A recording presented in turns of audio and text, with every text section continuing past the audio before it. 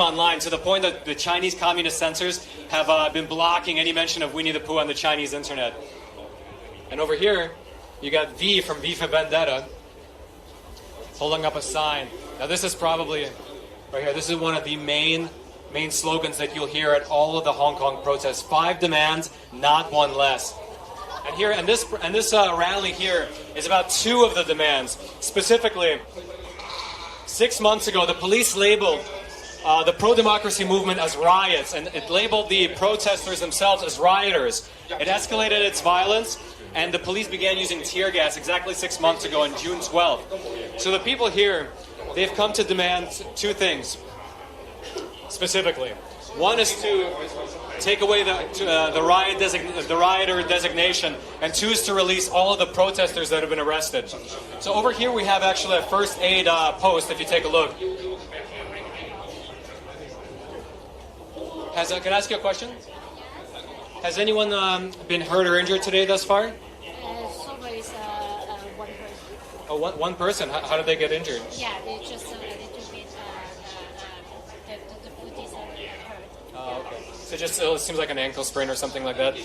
What about over the last 6 months? What kind of injuries have you seen? Actually, for the Hong Kong records, we come across the event and the heat stroke and cardiac arrest we have come across. Do you see a lot of people, not today, but earlier, getting hit with tear gas or rubber bullets, things like that? Yeah, and tear gas we had come across also. Yeah, and the rubber band and some, but only 2 cases for us. Yeah, because we don't go into the hot zone. Yeah, we only have the standby post in some event and the procession. Yeah. Well, thank you. You're doing a great job. Thank you so much. So, by the way, this reminds me of something. So, as you can see, if you take a look, the event is very peaceful. Actually, when you have this many people, I'm always surprised how quiet everything is. I mean, if you have if you had this many people in America, I think it would be a bit more rowdy. But it's extremely peaceful, and yet these events tend to, for some reason or another, devolve into tear gas, rubber bullets, and mace flying when the riot police get here. So we do have our helmet, and we do have our gas mask just in case. Praying for the best, but prepare for the worst. So again, we're here at the United We Stand rally at Edinburgh Place, live in Hong Kong, where people are gathered to mark the 6-month anniversary of when the police escalated their violence against the protesters, marked them as rioters, and began arresting people using tear gas and things like that. So since then, one of the main sort of slogans in the protest movement has been 5 demands and not one less, right? And here specifically, it's about 2 of the demands. One is to undesignate the protesters as rioters and the pro-democracy movement as riots. That was one. And the second is to release all the protesters who have been arrested. So let's go take a look and maybe talk to a few people. Hey, do you speak English? Do you speak English? Oh, it's okay. It's okay. Let's go see. Maybe we can find somebody else to speak with. Do you speak English? Yes. What brought you here today? To commemorate the June 12th. We are already fight for freedom in order to oppose the so-called anti-extradition law through the Legislative Council. Even though we are already succeed in avoiding the legislature to pass the so-called anti-extradition bill. We have still been suffered with the so-called the brutality of the police, that means the police violence, and of course, the lack of the universal suffrage. We now have to spend the spare time in tonight's gathering in order to commemorate the June 12th, as well as to fight for the genuine democracy and the universal suffrage, and of course, to ensure the Hong Kong government can launch an independent inquiry to investigate the police violence. Thank you so much. Wish you the best of luck. Okay. Guy out. So one thing you mentioned was actually very, very interesting. So on June 12th, 6 months ago, at the LegCo, the Legislative Council here in Hong Kong, they were going to vote on the extradition bill, which was probably the most controversial bill in Hong Kong history, maybe except Article 23 a few years ago. This bill would have allowed extraditions to mainland China, right? So anybody pretty much could have been extradited back to mainland China, which, if you know anything about the arbitrary legal system under the Chinese Communist Party, that would have been a disaster for Hong Kong, in my opinion at least. And so at that time, demonstrators went to the LegCo building and staged a protest, but that's when the police began to escalate their violence. They labeled the protest as a riot, began to use tear gas and arrest protesters. And now 6 months later, here we are at this rally calling for the removal of that designation as well as the release of all of the protesters. Sir, do you speak English? Yes. Can I ask you a question? I try. Okay. What brought you here today? It has been half year of the protest, and so I'm here. Okay. Were you here 6 months ago as well? On June 12th? Yes. What was your experience on June 12th? It's hard to tell. It's really hard to tell. Like, yeah, I don't know how to answer. Okay, no problem. So I'll ask you one last question. So a lot of people in America are going to be watching this. What would you tell people in America in relation to what's going on in Hong Kong?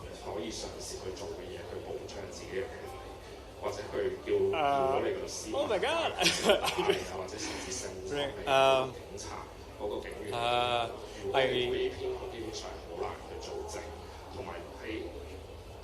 Sorry, I can just switch my mind.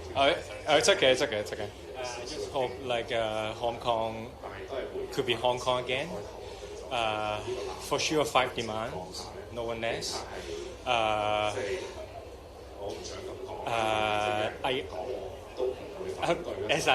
hope I wasn't used to I hope I'm using the right wording, so I'm so hesitant about what I'm saying. But I really want to free Hong Kong as well as the police. We really, for me, I really want the police are facing to what they did is very wrong, very violent, and totally wrong. So I hope the world can help us. Yes. Thank you so much. Gaiyao. Okay. So actually, one thing you said is very, very interesting. You know what I've noticed around here, especially as an American, one of the biggest impressions that has been left on me after being in Hong Kong for the last several weeks, is how we take the freedom of speech and freedom of expression for such granted in America. I mean, we can go on YouTube, we can go on Facebook, we can say almost anything we want. But here in Hong Kong, I speak to so many people who really want to express themselves, who really want to tell me what they feel, but they feel like they can't without a mask, without sunglasses, and without a hat, because they fear repercussions for speaking out their mind. Take a look at this guy, by the way. Look at this. Got this American flag back here. I like your cape, sir. Your cape is very nice. The American flag. Why do you wear the American flag? Because Donald Trump passed yet, and they helped me a lot. Yes. How did you feel when you woke up that day and you saw that the Senate bill went through? I feel surprised because I thought that was impossible to pass. Just feel surprised. So this rally today is about the 6-month anniversary of the police designating the protests as riots, right? Were you there 6 months ago? Yes, I was there, but the feeling of that moment is very nervous, and we feel the tension, and also we are so lucky to be here again to celebrate or just have a gathering here. So the 5 demands that you're advocating for, right? So when you were there 6 months ago, the police called that riots. Would you agree with them? No, absolutely not. Because we just standing there peacefully, and we just did nothing, and they called us this is a riot, and this is totally nonsense. Yeah, it's weird for me because I've been here in Hong Kong for a few weeks now, and it seems like this is a very peaceful rally. Nothing's out of the ordinary, but yet even these peaceful rallies, sometimes the riot police come and start to break it up with tear gas and stuff. Why do you think that is? That is nonsense too, because we just peaceful guy, you know, just walking to the street and to hope the government to hear our demands, but unfortunately they can't hear us. So we just enhance our level of damage, perhaps fire, and they totally don't listen to us, and I feel so disappointed. Okay, and one last question. So a lot of people in America are going to be watching this. What would you tell people in America? 5 demands, not 1 less. All right, thank you. Guy out. All right, so there we have it. We have a guy who was actually there 6 months ago on June 12th at the LegCo building, and that's something that's really struck me as a little bit odd. Like all these peaceful rallies, even today, this reminds me of a rally that happened 2 weeks ago where it was extremely peaceful, and yet at the end, it was a riot police who broke it up with tear gas. It was really odd. Hey, do you guys speak English? Can I ask you a question? Oh, okay, no problem. Let's go see it. So as you see, we're getting closer and closer to the stage over here.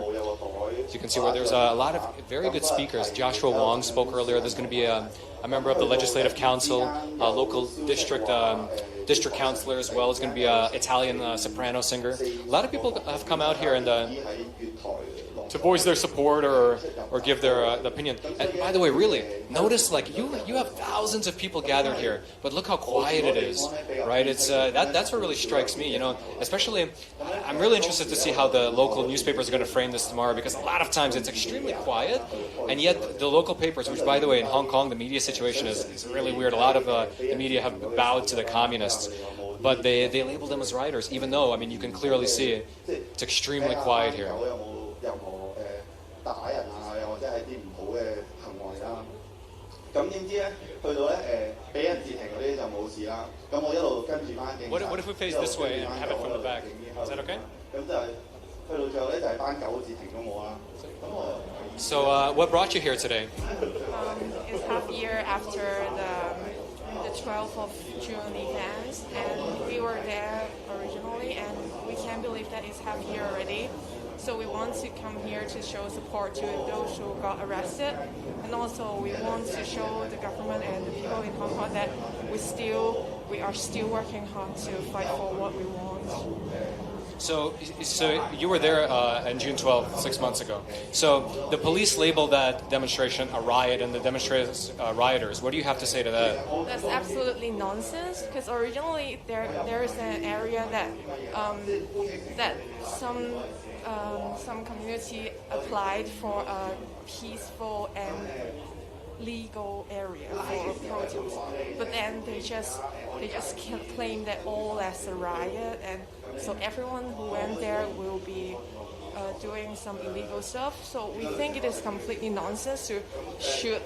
I've forgotten how many tear gas on the first day, and then also some bullets on that day, and there were so many people there, children, students, families, and also a lot of adults. We were all running, and a lot of got hurt, and a lot of was shocked to what the government and the police have done to us. And why do you think that is? Like even this rally today, it's so peaceful, right? Different kind of events, the police will come, and they just want to scare us. They don't even let us to join any legal activity. They just want to scare us, don't to show up, don't to say what we want. And a final question. So, you know, one of the 5 demands is an independent investigation into police brutality. Yesterday, did you hear there was 5 foreign experts that were helping out the police? They quit. Do you have any comment on that? It shows that even the international organization don't think that I've forgotten the name of the society for the for the investigation. So it means that the international organization doesn't trust that they have enough power to investigate what the police are doing right now. So that's why it shows that it's like a slap on their face, because it is not enough for what we want. It's true. And to the viewers who don't know, the entity that is investigating the police force reports to the police force. So that's about all you need to know about that investigative entity. So, and last question. So, a lot of people in America, a lot of young people, actually march through the streets and have rallies advocating for more communism and more communism in America. What would you say to those people? For more communism? Why? That's a good question. That's what I want to say. Why? Look at China. Look at Hong Kong. What we're trying to do now. What we want now. But why do you want the other way backwards? There you have it. I hope you listen. Thank you so much. Guy out. All right, there you have it. A very, very clear-eyed view of what's going on in the world. And actually, so one thing that she mentioned is really imperative. So one of the 5 demands, right, is an independent investigation into police brutality. So there is something that's been set up for a little while by Carrie Lam, the chief executive. There's a council that's investigating the police, but if you look into it, this council actually reports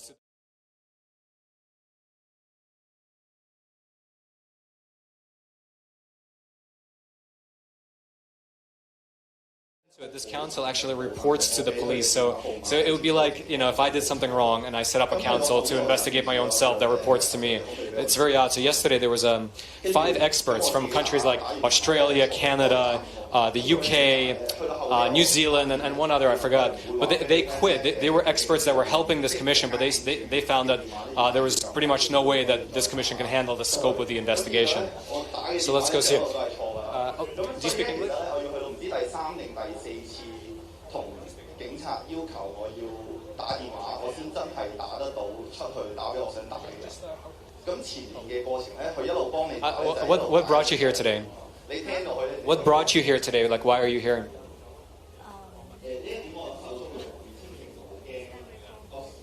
Stand with Hong Kong.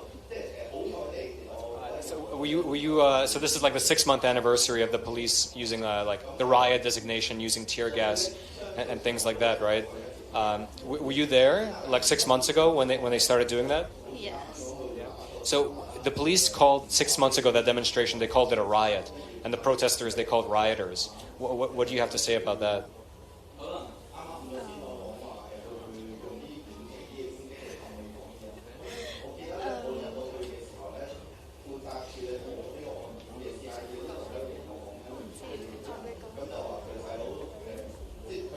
It's a lot of pressure when you have the media suddenly come up and start asking you questions.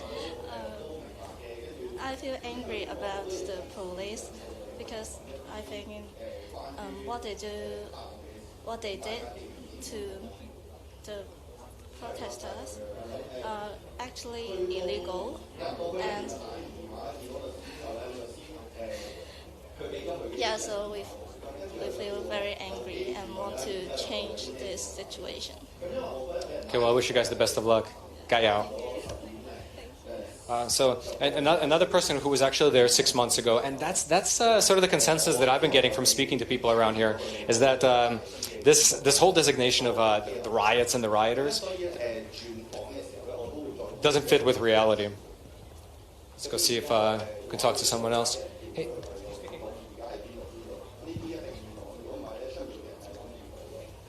So here we are.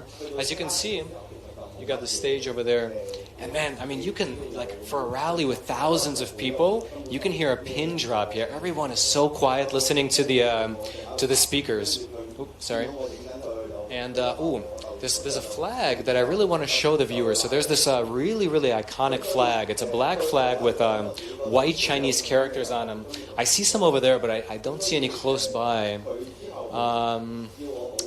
Yeah, I think it's the most iconic thing that I've seen since I've gotten here. Oh, sorry.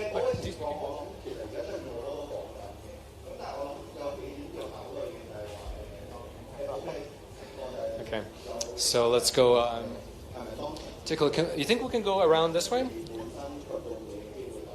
Okay, so we're going to actually go check out what's going on at the stage. But really, I mean, look at this. Everyone's so quiet, so peaceful. But what really has surprised me is that no matter how peaceful a parade or rally is, it tends to, for one reason or another, devolve into tear gas, rubber bullets, and mace flying as the riot police show up. This happened about 2 weeks ago, right here at Edinburgh Place at a Thanksgiving Day rally, where it was super peaceful like this. Like the entire time, the event even ended, and as people were leaving, the riot police were waiting for them, and then they started to use force. That's why we've got our mask here, we've got our helmet, just in case.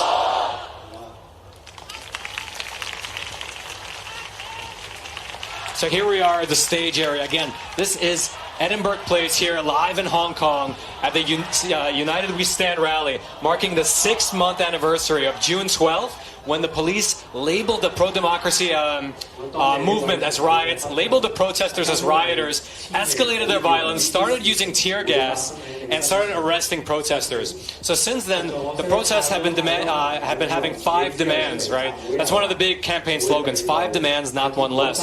And here, it's specifically about 2 demands: to take back this riot designation, as well as release all of the protesters that have been sent to jail, over 6,000 of them. So we've been chatting with people as we've been walking around, and here at the stage. So one thing that's super interesting, if you're not following the Hong Kong pro-democracy movement, what really surprised me was that there is actually no real leadership here. There's no one leader, there's no one party that's behind the whole thing. It's one of the slogans that they have is "Be Water," right? Because they found that during the umbrella movement, because there were leaders, the entire thing can actually be, let's say, taken down by the authorities if you jail the leaders. But here, it's just a student movement. There's nobody really in charge. It's pretty much all coordinated online. It's really, really fascinating to watch. So why don't we go around and see if we can find some people to chat with. Hello, sir. Nice to meet you. Yes. So what brought you here today? Well, I've been here for half a year, and all the protests and demonstrations, I'm not demonstrating anything, but all the I participate in all the events for half a year already, since June this year. Mm-hmm. So you were there on June 12th, 6 months ago? I start on the 9th of June, and then the 16th of June and 1st of July, and all the processions and the demonstrations. So the police, they labeled the demonstrations as riots and the protesters as rioters. What do you have to say to that, since you were actually there? Do I look like the rioters, or I'm a peaceful demonstrator and protester? You don't look like any rioter. I've seen that. Say that. Of course, I'm 69 already, and I'm always participating and with full participation for half a year already.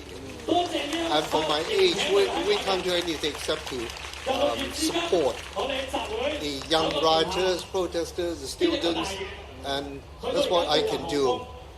If they need any help, I can support them, and physically, I still can afford to participate in all the demonstrations. That's great. Actually, a lot of people we've spoken to, there's of course a lot of young people here, right? But what people don't know is that there's actually a lot of older people on the behind the scenes, helping the young people with rides, with food. But some of the students, their parents don't support them. They even kick them out of the house sometimes. What do you have to say to those parents who don't support the students? Oh, I suppose the parents must be blue, deep blue. So the students, they have tried a lot of effort in coming out for the demonstrations and the protests. But the only thing I can recommend all the parents is they should respect the younger generation for what they are doing. And they are positive, and they have to think positive and act positive. And for me, I don't have parents anymore because I'm 69, so I'm all alone. So I can come out anytime if they want any help, if they want food, if they want any support. Do call me. Do call me. For all the young students, I really sympathize, and I won't say I pity them, but I would like to help them.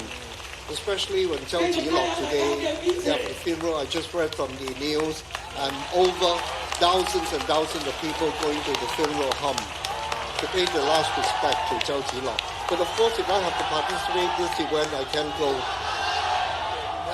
It's a time conflict. They start 7 to 8, 5 to 8, and here we start 7 to 9.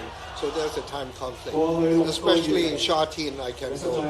But I'll try my very best to support the younger generations, especially the children of tomorrow, the children of tomorrow.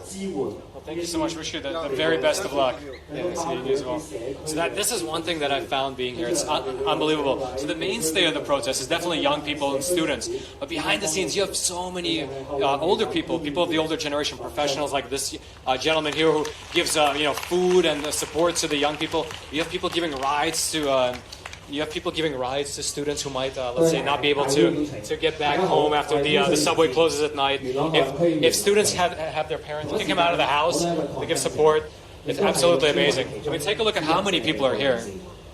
反修例運動至今，施放催淚彈1596枚，橡膠子彈10008枚，布袋彈1999枚，海綿彈。So here we are with the organizer for the event, Mr. Lau. Hello. Today marks the half-year remembrance of the June 12 incident, which is the start of the whole movement. On the June of 12, we surrounded the Legislative Council complex to stop the extradition bill. But since then, we started a revolution for more than 6 months now. So we want to, through this assembly, we want to remind every Hong Kongers people in the world that we has not won yet. We still need to fight for our 5 demands. Until all 5 demands are met, and until all the 6,000 arrested protesters are free, we will still continue to fight. So 6 months ago, on June 12th, the police labeled that demonstration a riot, and it labeled the protesters rioters. What do you have to say to that? That is not a riot. If it is a riot, we are going to destroy every properties on road, but not. We are only focusing on the police brutality and the failure of the government. So, and the government has already admitted that it is their fault to put forward the extradition bill. Carrie Lam has apologized for her own fault. So the whole protest is initiated by the failure and the mistake by the government and the police. So when it is their fault, why is it the protesters to bear the responsibility? It should be their responsibility. So we are not the rioters. They are the tyranny. So another question is, I've been here for several weeks, and it seems like the protest, I mean, not the protest, but the rally here is very peaceful. I mean, it's like thousands of people, but you can hear a pin drop. That's how quiet it is. But sometimes, even like 2 weeks ago on the Thanksgiving Day rally, even after it's over, we're leaving, and there's riot police, and they start altercations, and things get out of hand. Why do you think this kind of thing keeps happening? I think the riot police try to provoke the protesters to be violent, because only if the protesters become violent, they can justify their own violence. But it is so stupid, because all the Hong Kong citizens and even the international society already know that the police brutality are the real problem, not the protesters. Of course, if the peaceful rallies are not useful, some protesters would try to escalate the protest. It is very understandable. But the police is also a provoker of this violence. So, out of the 5 demands, one of them is an independent investigation into police brutality. You heard yesterday that 5 experts quit, from the overseas foreign experts, right? The Australian, the UK, the New Zealand guy. Well, what do you think that says about the effort by Carrie Lam to have an independent investigation? I think it proves that the Carrie Lam is telling lies, that the current system is useful. The foreign experts are showing that they are not trusting the system. The system doesn't work. So we need an independent commission of inquiry, and the government should act immediately. And then another question. So you recently had a big victory in the local elections, right? 17 out of 18 districts voted for pro-democracy candidates, right? And about 2 weeks ago, President Trump signed that bill into law, the pro-democracy and freedom Hong Kong bill. What do you think the next step in this movement is? The next step is, of course, we need to continue to. We have won a lot of seats in the local councils. Then we need to use the power correctly and decently to show the councillors should show the people's opinion directly to government and give pressure through the current system. And outside the system, we still need to work with the international society, maybe even the European, Japan, Korea, etc., to implement their own version of the Democracy and Human Rights Act, so that we can punish the police and they are not welcomed everywhere in the world. That's the last question. So a lot of people in America and around the world will be watching this stream. What would you say to them? Thank you for standing with Hong Kong. We are going to continue our fight against the biggest tyranny in the world in the 21st century. Please stand with us and boycott China. Thank you. Thank you very much. Yeah. Very strong words from the event organizer there. And he's a very good speaker too. I hear him on stage. He's rallying people up. So why don't we go down yonder. And in the meantime, take a look at the size of this crowd. It might be hard to see over the people that are standing, but it goes way, way back. It goes like pretty far back. 同埋年齡，方便我哋去揾律師同埋社工去做一個溝通去跟進。最後，我希望可以借住呢個身份，我希望嚟緊我可以用呢個身份繼續去支援到更加多嘅受眾。同時間喺場運動作為抗爭者，我都希望可以同香港人講幾句勉勵嘅説話。香港人喺呢幾個字喺呢個時代下有咗一個重新嘅意義。有啲市民，我哋會喺遊行期間，我哋會派食物派水。有啲市民，我哋會專登去揸車去接啲一啲被困嘅手足。has a great interview lined up with Pastor Chan.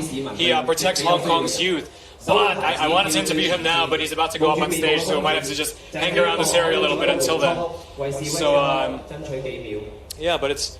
Here it is. If you ever wanted to see what the behind the scenes is of a Hong Kong event, here it is. You got the stage right here. Then you got thousands of people in attendance back there. 但就好似一種親到好似屋企人咁嘅感覺。正正因為呢個原因。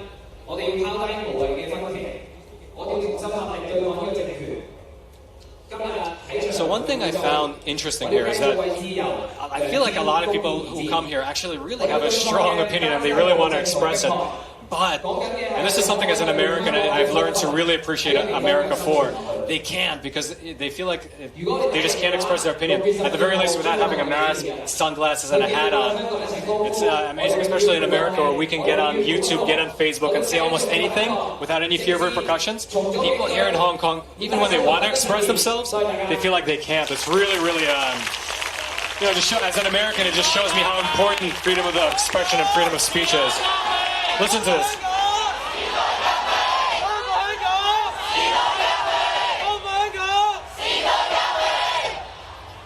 So let's go see if we can talk to some people sitting down. Do you speak English? Can I ask you a question? What brought you here today? Well, we all know 5 demands, not one less. I think this is pretty, at least this is what we as a citizen can do. I totally agree. So today is the 6-month anniversary of the police designating the movement as like riots and the protesters as rioters. Were you there 6 months ago on June 12th? Yes, I was there. So when the police designated that as a riot and the protesters as rioters, do you have any comment on that? I think it's just plain, it's just ridiculous how they characterize the whole movement as a riot because it's a very reasonable response to a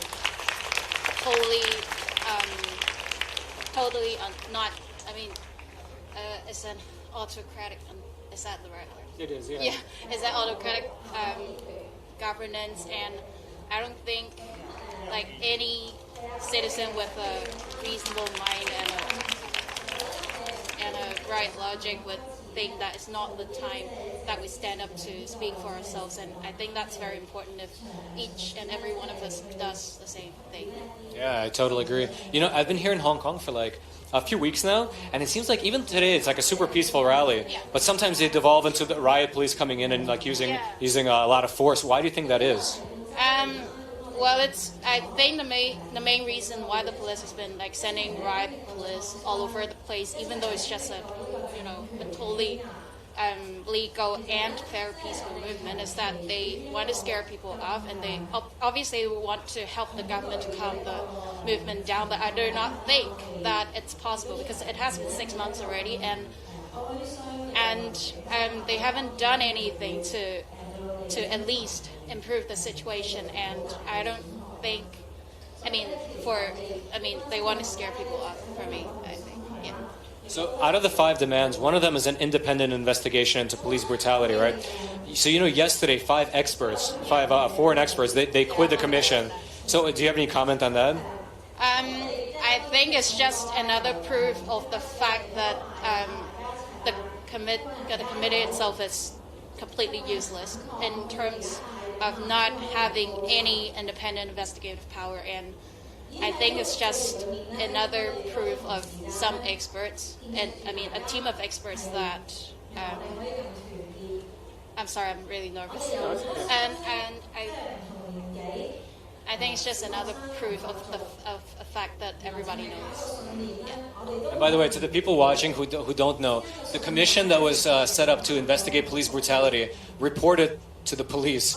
So it's like if you're being investigated and you set up a commission to investigate yourself. So it's like I'm investigating myself if I've done something wrong, and I don't think that's gonna work out.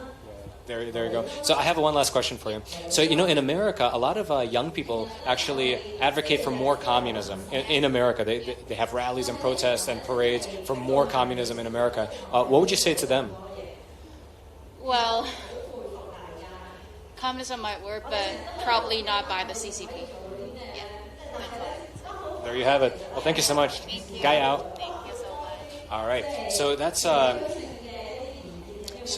So there you have it, you know, and it's one of the things that is really stuck out to me, that yesterday, 5 experts who were basically foreign experts who came to the committee to investigate police brutality, they quit because they said that the way the committee was set up couldn't actually investigate the scope of police brutality. And a lot of people I've spoken to said that indicates that that commission is pretty much not able to do its job, because one of the 5 demands that people are asking for is an independent investigation into the police brutality that's been unfolding here over the last 6 months. And, you know, Carrie Lam set up this committee, but between the experts quitting yesterday and a lot of the public sentiment here, it does not seem like it's able to achieve what it's set up to. But let's go see if we can get some more opinions from people. By the way, if you're just tuning in, we're here live in Edinburgh Place in Hong Kong at the United We Stand rally, marking the 6th month anniversary of when police, and if you look this way, you'll see how many people there are, when the police labeled the protesters as rioters and the whole freedom movement as riots, and they began escalating their violence against the protesters, using tear gas and putting people in jail. And so people are here actually for advocating for 2 of the 5 demands. Right, one is to get rid of this riot designation, and then the other is to free the protesters that have been put behind bars. So let's go see if we can get some more comments from people.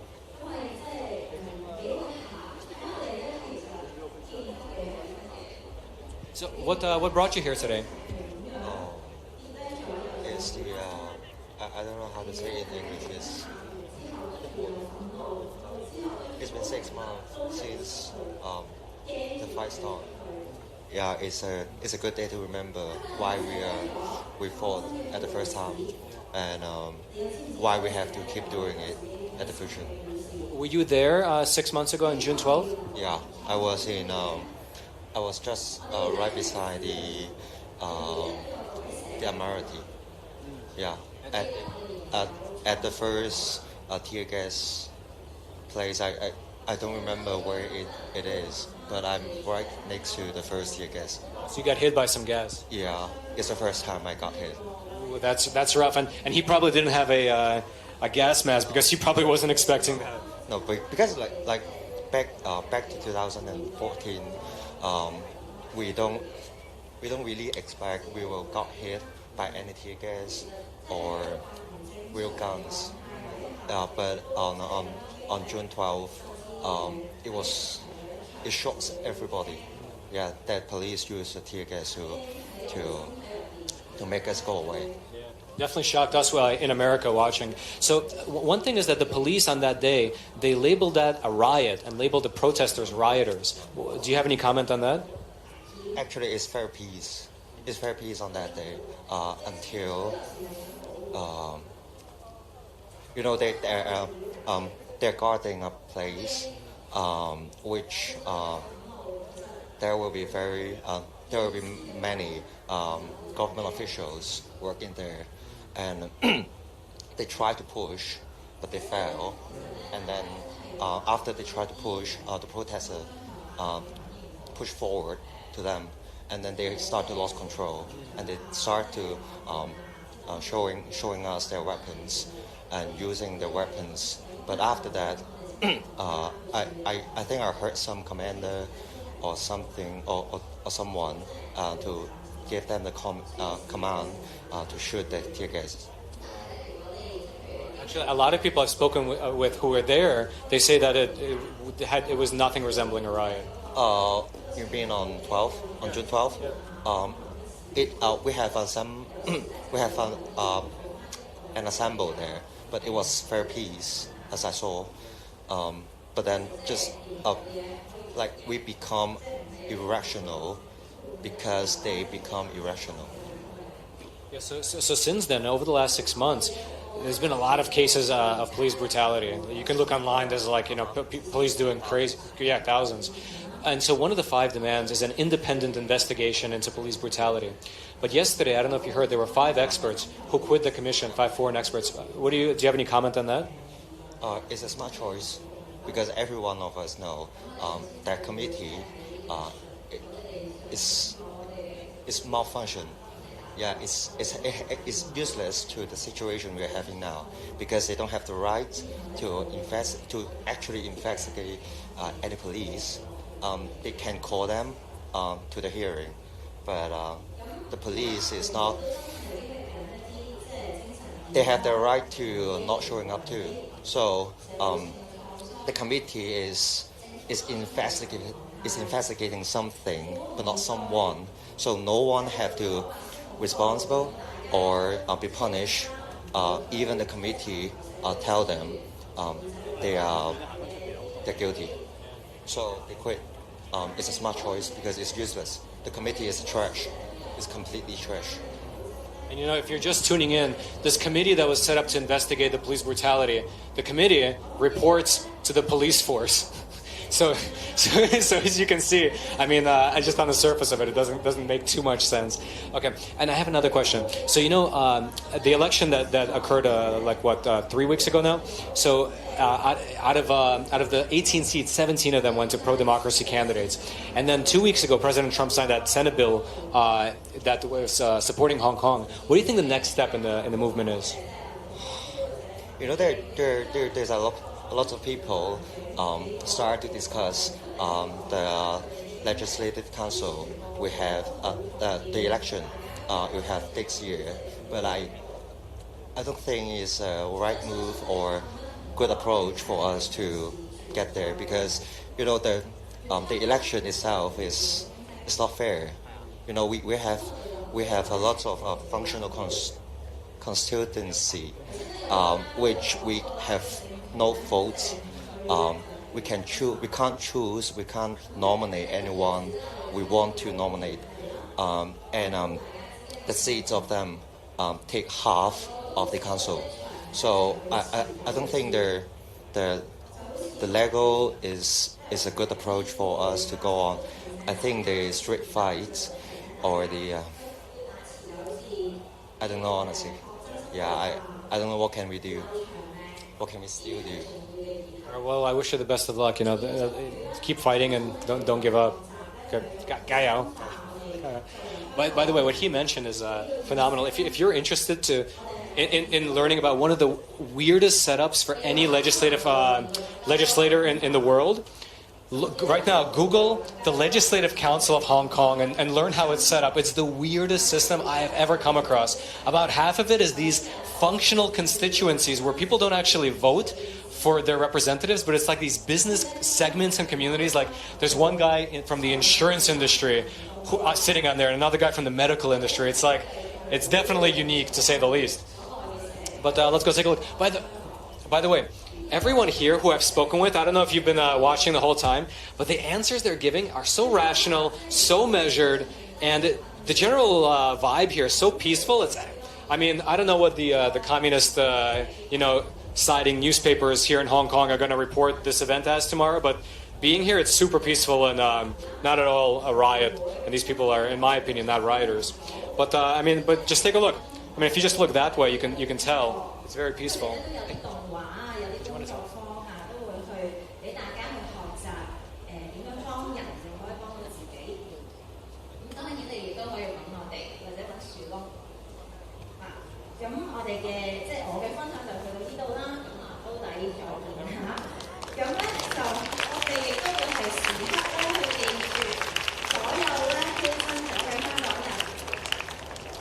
So again, our producer has this interview for us with a pastor who helps young people.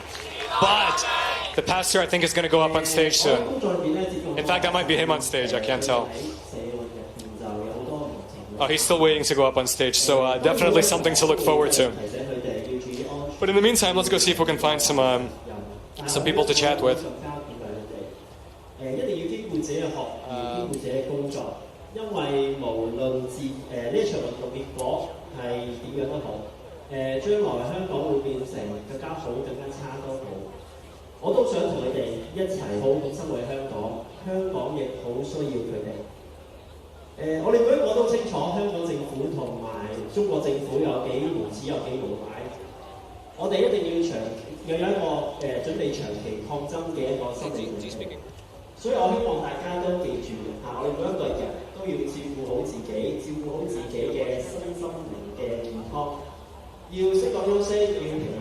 So, what brought you here today? Our government. And how good it is? Good is not a word I would choose. So today marks the 6-month anniversary of when the police really started to escalate the violence. And labeling the pro-democracy movement as riots. Were you there 6 months ago? I don't know, man. I don't know. This is something that we shouldn't be talking about, like where we were. So what's important is that we are here right now. So I've been here in Hong Kong for a few weeks now, and it seems like even though this is a peaceful rally, sometimes it ends, and then the riot police come and start to escalate the violence. Why do you think that is? Why do you think that keeps happening?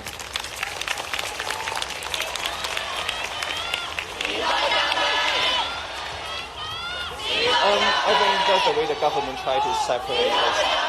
So they try to divide us in groups so they can break us apart. They try to take us down one by one. It will not work. Well, I wish you guys the best of luck. Gaiao.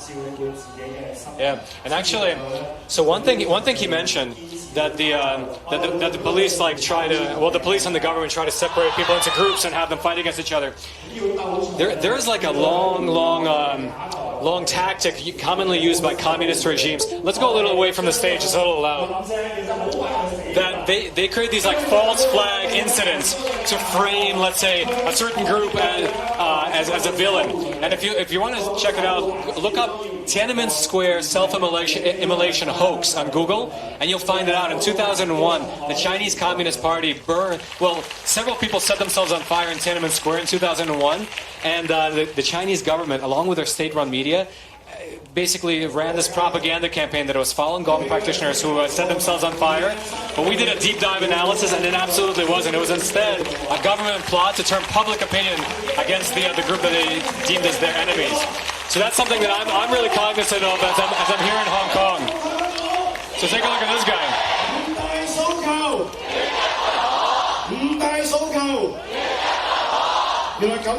Wow, the energy here is absolutely electric.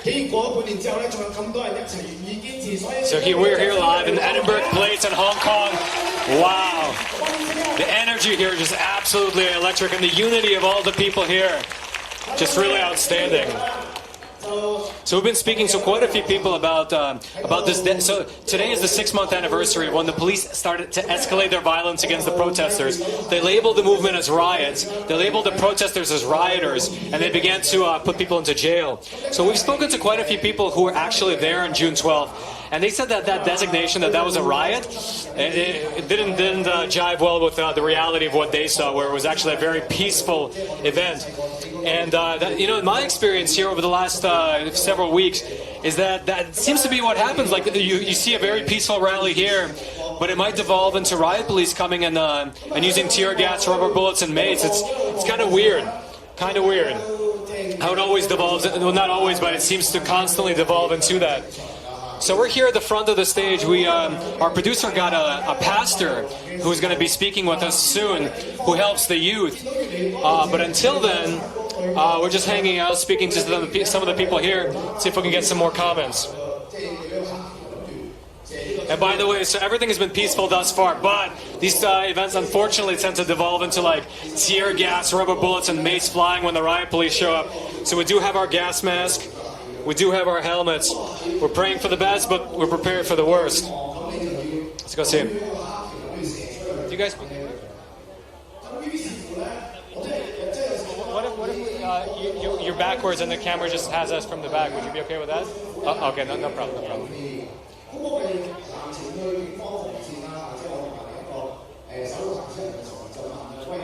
So, yeah, just looking for some people to interview. So usually as I'm looking for a person to interview, I look for a person with a mask on, because my experience, and this is something that's really, really interesting, people typically, even if they really want to express themselves, here in Hong Kong they don't, or they can't, because they fear repercussions in one way or another. And so they usually have a mask, sunglasses, a hat to hide their identity. And by the way, as an American, and as Americans watching, we should be so grateful to have freedom of speech in America. We can go on Facebook, we can go on YouTube and express anything we want to say, but here in Hong Kong, even the people who really want to express themselves, they can't without hiding their identity. It's a travesty, and that's one of the things that people are really fighting for here. Freedom of speech, freedom of expression, and freedom from encroachments by the Chinese Communist Party upon the liberties here in Hong Kong. But anyway, let's go take a look and see who we can speak with.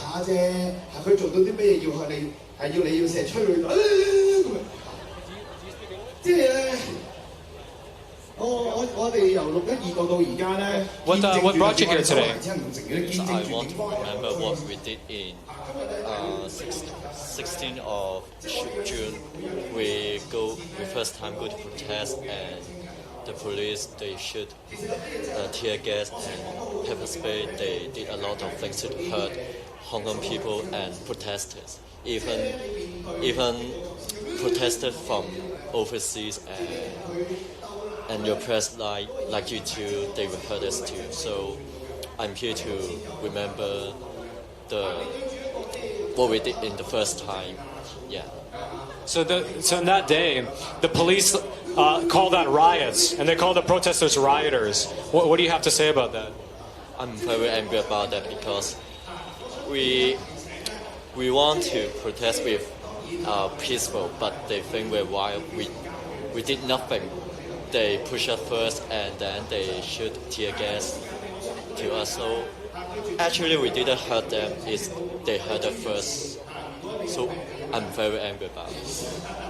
You know, since then, over the last 6 months, I've seen so many videos of police using such brutal tactics against people. And one of the 5 demands is an independent investigation into the police brutality.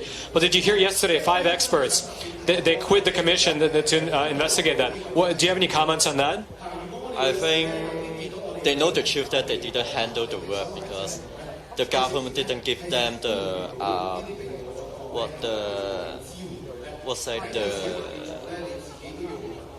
ability that they should have, the freedom, the money, and anything that can help them. But I think it's nothing can help. So they can't handle it, so they quit.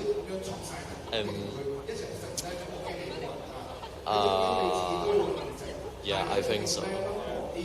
So, another question is, recently the pro-democracy movement has had some victories, right? Like in the local elections, 17 out of the 18 seats, districts went to pro-democracy candidates, and President Trump 2 weeks ago signed that Senate bill into law. What do you think the next step is for the freedom movement?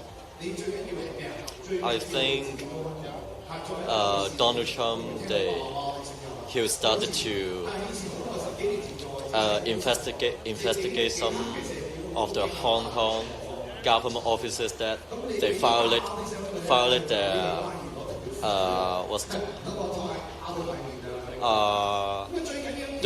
right, something like that, and they will charge them and remove their guilty and their work.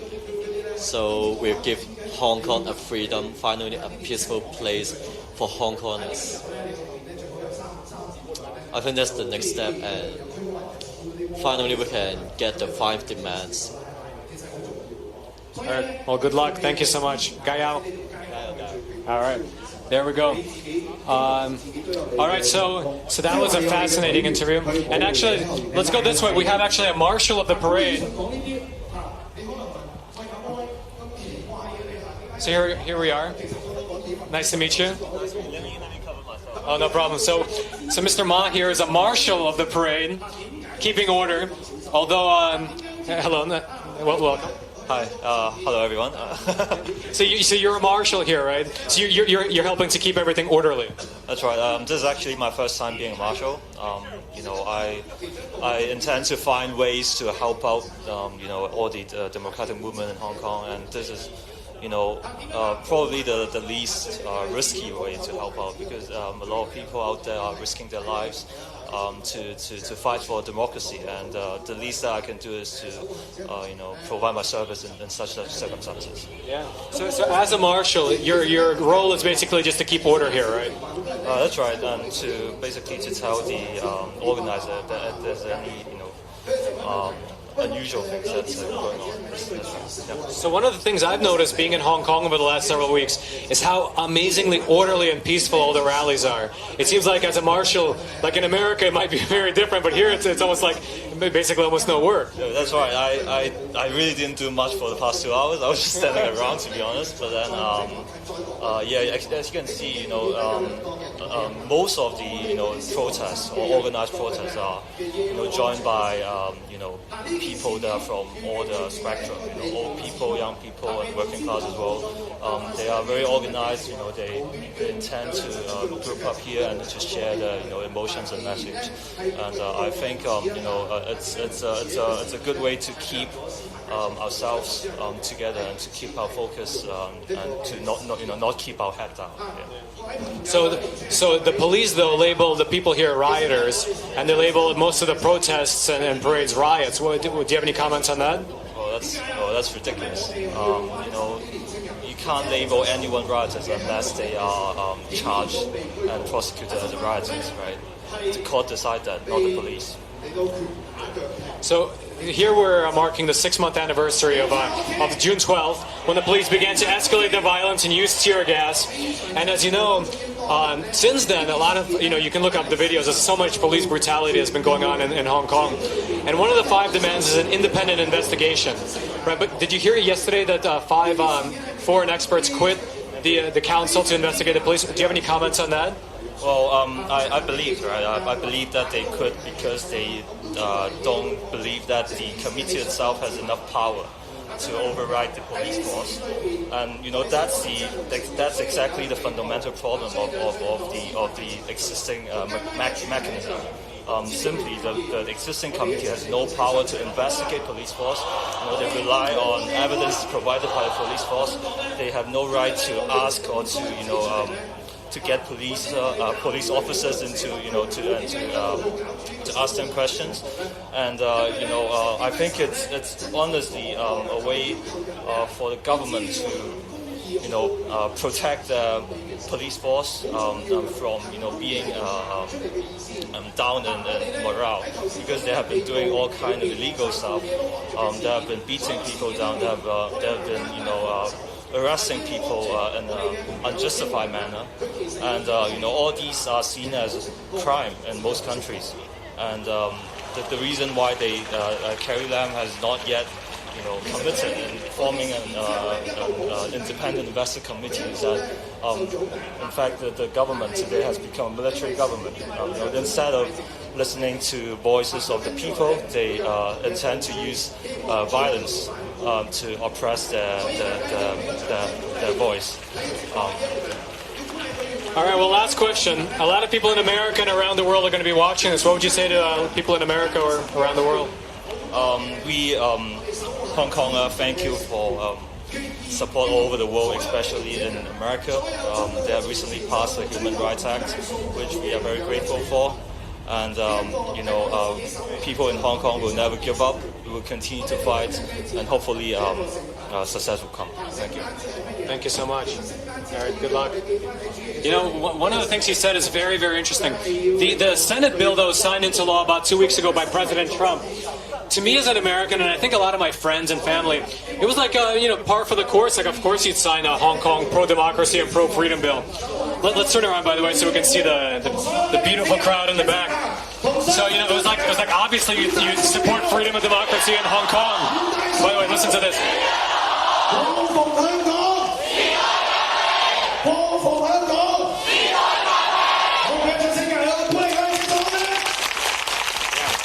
And so, when Trump signed that bill into law, I was like, obviously. But here in Hong Kong, it was such a boon to morale, because they're really, 40 miles up north, you have the Chinese Communist Party, who's pressing down and starting to get their claws into Hong Kong. So for them, to see that support from America was such a boost to their morale. It was, I've interviewed people about that, and they're just so thankful to what America did. But let's go take a look. There's a pastor here. Hello, sir. Yeah, nice to meet you as well. You're a pastor, right? Yeah, I'm pastor. I'm a Good Neighbor North District Church pastor, Roy Chen. And you help the youth of Hong Kong, right? Yeah, we set up a team called Protect the Children. We go with some elderly, some parents, go to the front line, separate in several teams, in 7 people in one team. Then we go to the front line to do some work, for example, mediation, or maybe caring the children, their emotion, and any first aid support, and so on.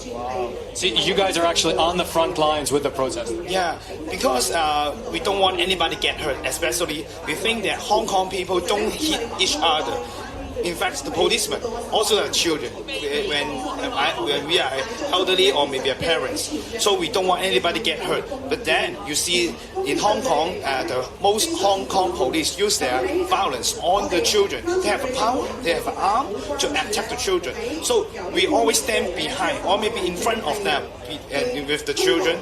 We don't want anybody of the children get hurt, maybe carrying them, maybe let them escape or maybe come out from the front line. So we can do more, maybe. Yeah.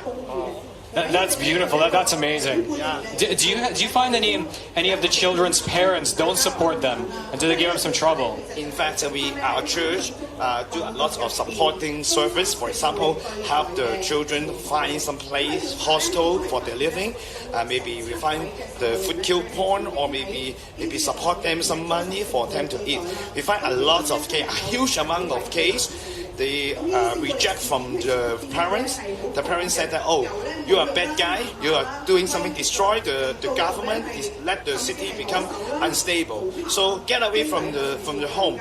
So a lot of children, they collapse their emotion, they feel very disappointed, and they think that, oh, and nobody gets support for us, then some depression, emotional problem. So our volunteer, our pastor and some social worker do some intervention and counseling, or they help them in the front line. When we go to the front line, especially our team, then we help them. They always cry. Sometimes the children, the youngster, the protester, come to see us in the front line. do it. They hug us and cry and say about their story, how the parents reject them. So let all of us feel very sad. But we are church. We have the Christian value. We hope that we can make a love and help them to let them know, although their parents don't love them, we are supporting and we walk with them. They are not alone. That's so beautiful. What would you, if you had some of the parents of those children watching, what would you tell those parents? I wanted any parents who watching this video or the live. I wanted to know about your children maybe do something that you don't recognize, or maybe you don't you may disagree, but please give a support and hug them. They are your children and come from your body, and you hug them when they are young. They are beloved. Also, don't let the political problem, or maybe don't let maybe, for example, the cities safe or any value more higher than your children, who is you need to love. Okay, so please protect your children by yourself. So you have some of your gear on you, right? Can you show off some of your gear? Well, maybe some gloves, or maybe because sometimes we will do maybe some tear gas throw to throw to the ground. We need to use it to throw it back, or maybe take it away. Is it? Yeah, and also maybe some of us we've got some this to wash the eye. Wow. Yeah, wash the eye, because some children get hurt from tear gas or maybe anything else, dropped for the eyes. And also, because why I got a spray. In fact, it is not for the first aid. It is for protect for myself. As you know, sometimes in the early stage, there have some triad gangs attacks the children, attacks us. So we need some cleaner to protect ourselves. Maybe if they really attack us, or maybe we can protect ourselves to shoot them, to let them go on away. Then we can escape for a while and so on. So we will do something, protect the children, protect ourselves. And what the situation in Hong Kong has become, it's unrealistic. You got triad gangs roaming the streets. Seems like very complicated. In fact, we always we discuss with some elderly, with our teammates. We think that some elderly, which is come from the mainland China before, or maybe 1996 something, they think that this is maybe we can call it an interior war. They think that, there's some children, seems like they died killed by the government, they disappear secretly. So they think that we need to make it serious. It seems like we need to take a look. It is a war. Yeah. Are you helping any children who have been arrested? Yeah, sometimes we do some helping. For example, help them to find a lawyer. Maybe they need some social worker to go with them to go to the court, or maybe they need to find the hostel and maybe find some food coupon. We will do some helping because we are church. We do it with caring about them. Have you had any circumstances where, let's say, you're on the front line and you're trying to help a child, but the police is blocking you? You mean you mean that the policeman racist us? Yeah. Yeah, we got such kind of experience. For example, the policeman have arrested youngster. Then we shouted. We wanted to know their name. Then we called the lawyer by ourselves. But some of the policemen say, "You are annoying us. You are illegal." Then sometimes they call us, our teammates, shout at us with some elderly, call them. Most of you are cockroach, and sometimes they use the gun to show on our head, our pastor head, our elderly head. Don't tell anything. Don't annoy us. You keep silent. If you keep going, saying something, asking something, you are illegal, and we will arrest you also. So we feel very angry. They don't think they need to respect the elderly, and don't think that they think that they are much higher compared with any other people. That's unbelievable. In fact, it's very horrible and terrible. So that we want the international that please help our country, our state, our city. We need anybody get pressure to the Chinese government.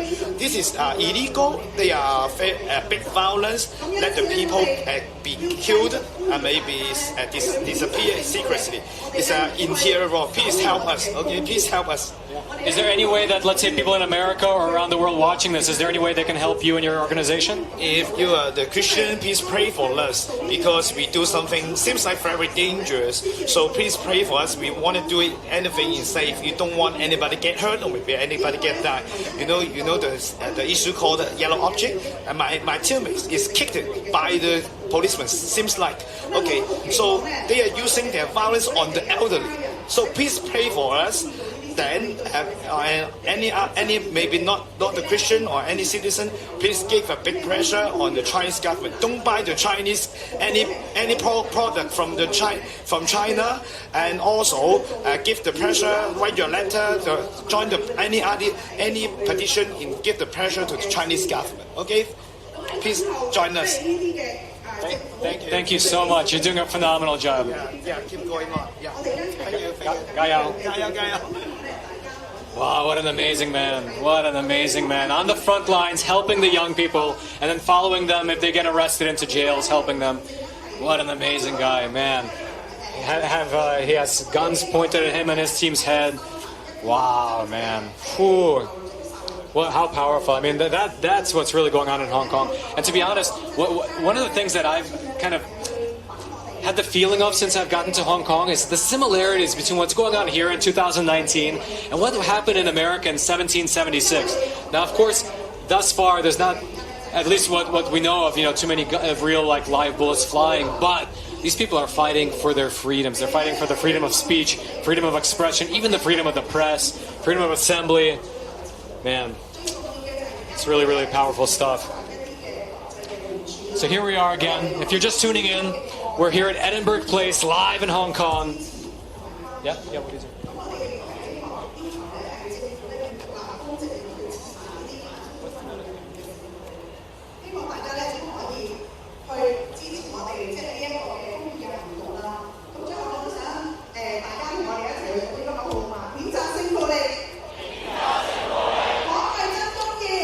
So if you're just tuning in, we're here live at Edinburgh Place in Hong Kong, where a giant rally, thousands of people are here, marking the 6-month anniversary of when the police escalated their violence against the protesters on June 12th. They labeled them as rioters, labeled the entire movement as riots, began using tear gas, began imprisoning people. Let's go take a look at something very iconic. So, if you look around, I don't know if you can see, but a lot of people are waving this flag, this black flag, that says Hong Kong. Let's take a look right now. Can we see your flag? So this here is probably the most iconic flag in Hong Kong right now.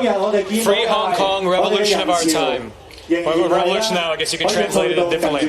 This thing is awesome. Whenever I see it, you know what I think? 100 years from now, people will view this flag sort of like how Americans view the yellow "Don't Tread on Me" flag.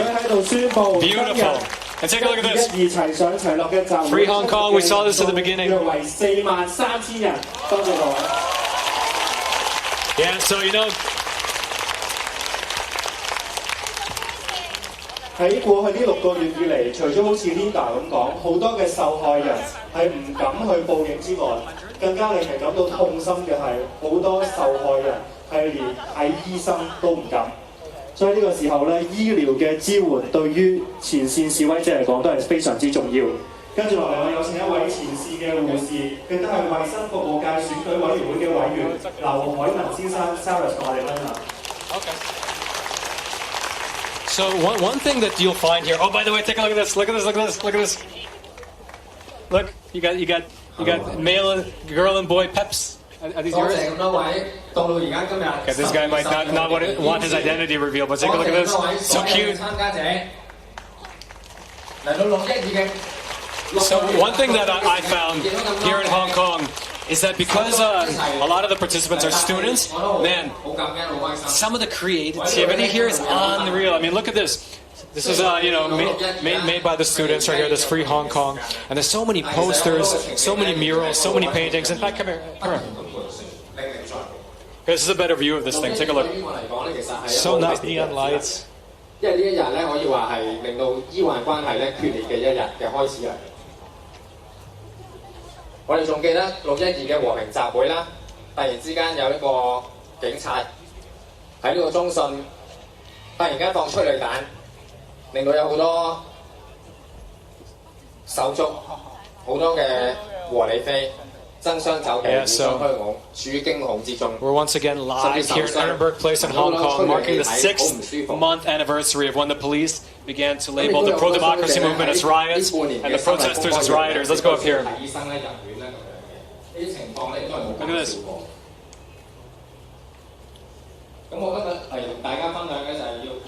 So nice. You know, one of the things that when I first saw this flag flying everywhere, by the way, when I say flying everywhere, I do mean everywhere. Take a look, and you'll see this flag all around. There's one there, there's two over there, two over there, and I mean, sometimes you see hundreds of them flying. And what I think of is that I think probably 50, 100 years from now, people will view this flag sort of like how Americans view the "Don't Tread on Me" flag. You know, that snake, the yellow flag, because I don't know, maybe this is the kernel that'll free China. Let's go see if we can get some more opinions about what's going on.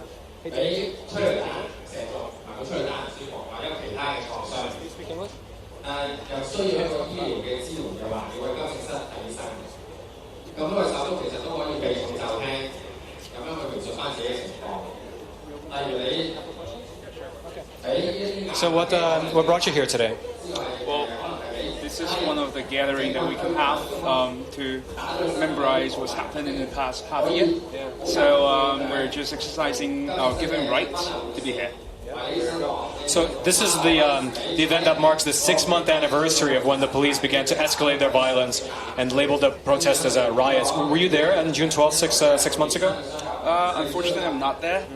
Well, but you know what happened in the past 6 months has been very obvious for the whole world. So it's not necessary I have to be there as a witness, but in the past 6 months that we obviously have experienced different kind of police violence and abuse of rights.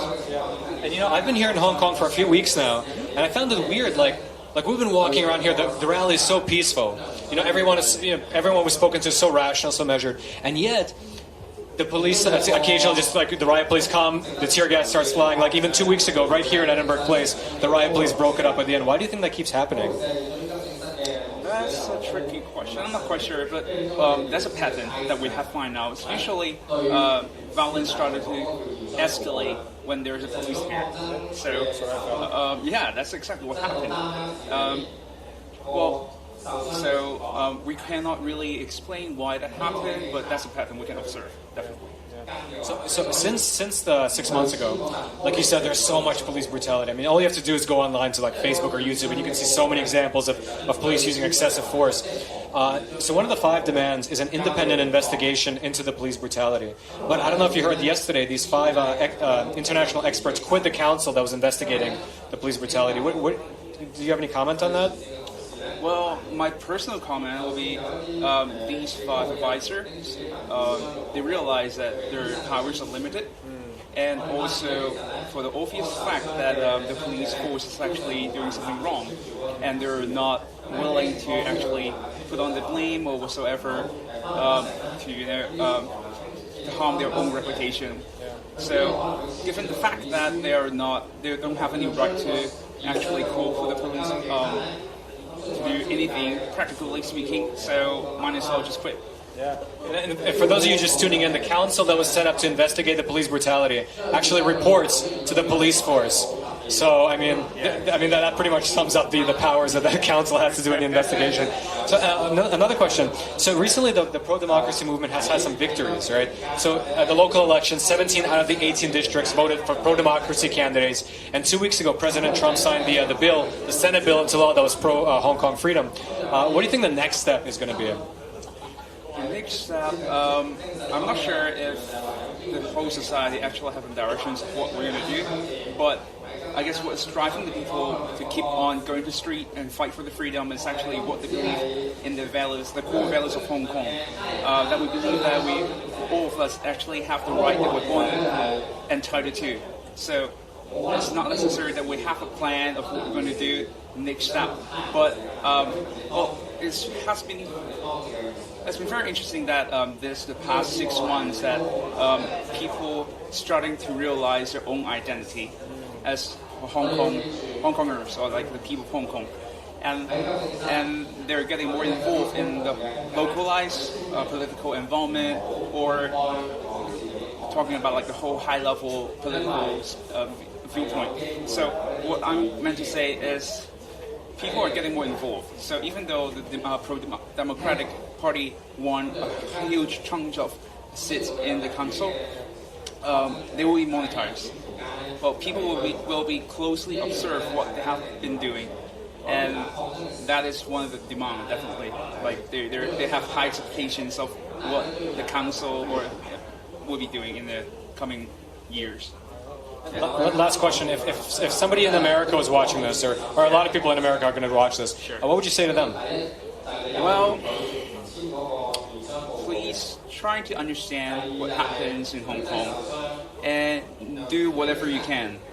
Like talk to the local governments, talk to politicians about what happens in Hong Kong. We need help internationally speaking, but we're not like we're weak. We have our own ability to stand for ourselves, but any help would be great. Yeah. Thank you so much. Gaio. Thank you. There you have it. And that's actually something that I've heard quite a bit actually about regarding the fact that there's no basic leadership here in the Hong Kong protests, right? It's not like there's a leader and who's pushing the entire thing forward. There's a slogan here called "Be Water," right? It's fascinating here because when I first came here, I'm like, okay, there must be some kind of leadership, but it turns out there's really not. It's just spontaneous protests and rallies, all organized online, and it's really the ethos, right? And also, I've heard it said that nothing brings people together like a communist insurgency. Definitely witnessing it here. So let's go take a look around. Let's see what's going on. See, look at that. You see that flag? Super, super, super iconic.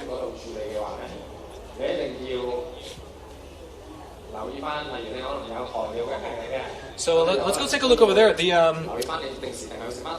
Was he just attacked or before? Oh, okay. So my producer, he said that there's a social worker who was attacked by the police. Let's go see if we can speak with them and get their opinion. But really, take a look. I mean, it's so peaceful here. Everyone, if you're just tuning in, everyone was spoken to is super rational, super measured. In my opinion, the designation by the police that these are rioters, not accurate. Let's take a look.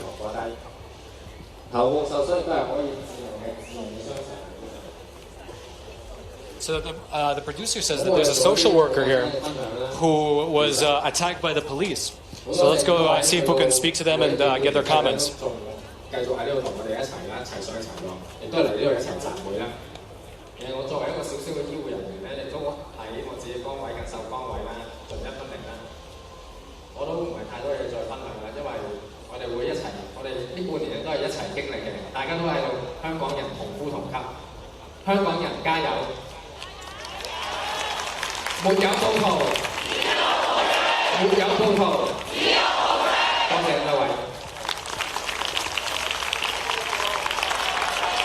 All right, so we have a very, very interesting interview here lined up by our producer. So there's a social worker here who was attacked by the police, and she has quite a few interesting things to say. She was she up on stage a moment ago? No? Well, regardless, as soon as she's like wrapping up speaking to someone, and as soon as she finishes up, we'll speak with her. She can probably give us a few very good comments. But if you're just tuning in, we're here at Edinburgh Place, live in Hong Kong, marking the 6-month anniversary of when the police escalated their violence against protesters, labeled them rioters, and began using tear gas. It's so good to meet you. So you're a social worker. Not social worker, just a citizen in Hong Kong. But a producer said that you were attacked by the police. Is that right? Not exactly attack, just a tear gas. So you experienced, you were in the protest and then you got hit by the tear gas. Everybody is tasted tear gas. Yes. I heard it. You've had it, that experience so often that you can actually tell the different types of tear gas by the way they taste. Very tight. What are they? First time I had attacked by tear gas in MOT. First time, the gas is it's good taste. First kind, yeah. Just cry, just dirty, but feeling is better than now. And the second time is expired tear gas. Expired tear gas? Yes. Well, expired tear gas. Yes. It's 2015 year, 2015 years. It's now this year is 2018, right? 19. Yeah, 19. Yeah. But the gas is 2015. Does expired tear gas, is it more deadly or less deadly than? It's very bad. I taste the tear gas and dumpling, and my dumpling is over 1 week. It's very bad, but the bad is not the China make. China make is a very big. Bad? Yeah, very bad. Yeah, very bad. The China tear gas because the taste is very the smell is so how to say that is excite my nose and the skin is very bad and I have taste China make in China tear gas, and then my skin is how to say like itchy? Yeah. Wow. Yeah, and hurt. It's a very hot like the burn. So then do you carry one of these around with you when you go? No, I give. You give it away to people? Yeah, give to people because they online people. I just mask normal mask and Google. That's great. So you know, America recently passed a bill that we won't sell tear gas anymore to the Hong Kong Police Department. Do you have any comments on that? How to say that? I don't like the tear gas, but I think it's foreign, made in foreign is better than made in China. You know, made in China is very bad. They hurt the people, they kill the people. It's very angry for me. Yeah, I think in China government, people is 7 million. Doesn't matter. No human right, no human right, and not say our Hong Kong people is human. Well, listen, I wish you the best of luck. Thank you very much. Yeah, always. Wow. Take a look at this, by the way. We're nearing the end of the rally.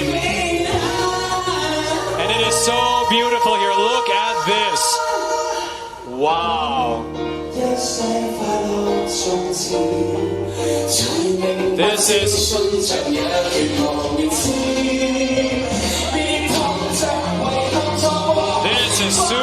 super beautiful.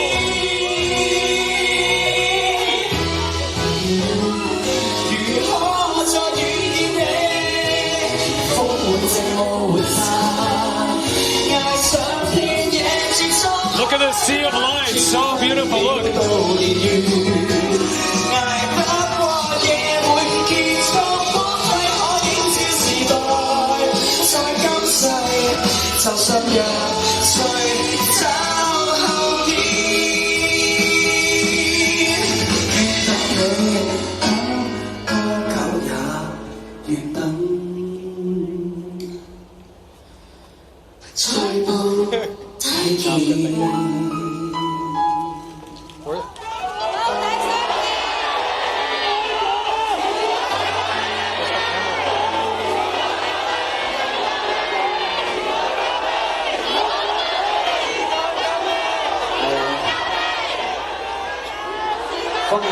句説話啦。其實我覺得俾啲掌聲狂神嘅，因為嗰個係狂神 So 嘅 powerful. The energy here is electrifying. So beautiful. Yeah. You know that lady we just spoke with? That was a fascinating comment. She said that, you know, America recently passed a bill that said we will no longer sell things like tear gas to the Hong Kong police. But ironically, she said that Chinese-made tear gas, which they're probably going to start using now instead, is worse than American tear gas. So it's like, gosh, it's like a catch-22. But anyway, let's move out of the way here. It seems like it's mostly press. But actually, hey. 自己嘅大台，你每一個朋友、每一個身邊嘅人就係靠我哋用我哋嘅行動去一步一步咁影響佢哋。運動嚟到半年啦，即係嗰個熱度，全部香港人全部手足其實都好厲害。不過我哋的而且確係有6000幾個手足被捕，其實有80%幾係仲未檢控，其實係一個好 This is the for those of you just tuning in. This is the 6-month anniversary of when the police started cracking down on the protesters, using brutal tactics and labeling them as rioters. Were you there on June 12th? 甚至乎可能現場都有一啲咁嘅手足經歷過呢48個鐘。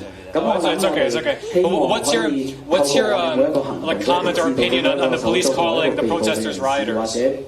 每一個被自殺離開咗我哋嘅每一個手足，知道我哋會將我哋呢一個運動堅持到最尾。縱使佢哋唔能夠同我哋喺煲底相見，可能有啲人已經離開咗我哋，但係我哋希望我哋要繼續我哋一個好大嘅信念，就係我哋不分化不割席，齊上齊落，我哋一個都不能少。希望我哋可以全部嘅手足繼續堅持呢個信念，好啊！ They're using more violence and force than us. It's a little hard to hear you. So I have a question. So like today, it's very peaceful here. You know, like nothing out of the ordinary. It's even very quiet relatively for so many people. So, but I've been here for a few weeks. And the police, even when it's super peaceful like this, the riot police sometimes come and start using tear gas. Why do you think that is? They don't want us to come out and force out our opinions. They want us to shut our mouths, and they want us not to come out to the streets. So that the government could do what they could do without the people forcing out their opinions and maybe disagreeing with them. And they just want to shut the people up and not let them voice out. So my last question. So the Chinese Communist Party is very intolerant. How long are you willing to fight for the 5 demands? 所以衷心多謝你哋，我哋估唔到集會未完，我哋1800張咁快就寫滿晒，真係好多謝你哋。咁今日我哋嘅集會真係嚟到尾聲啦。咁話明係齊上齊落，咁我哋當然唔能夠缺少嘅係我哋前線手足嘅聲音。咁但係咧，如果請佢哋上嚟咧，俾你鬧死㗎啦。咁所以咧，我哋就準備咗一段聲音經過處理嘅錄音。 There you have it. That's a very serious commitment. And actually, almost everyone I've spoken to has that same answer. Did you know that? Almost everyone I've spoken with says almost the same thing. Until I die. So one guy even said, like, even if I die, my kids will continue to fight for the 5 demands. I mean, how do you can't beat somebody who like that who will not quit until the demands are met. There you have it. Well, good luck. So something interesting is going on here on stage. Some kind of a distorted voice. It's a frontline protester? What?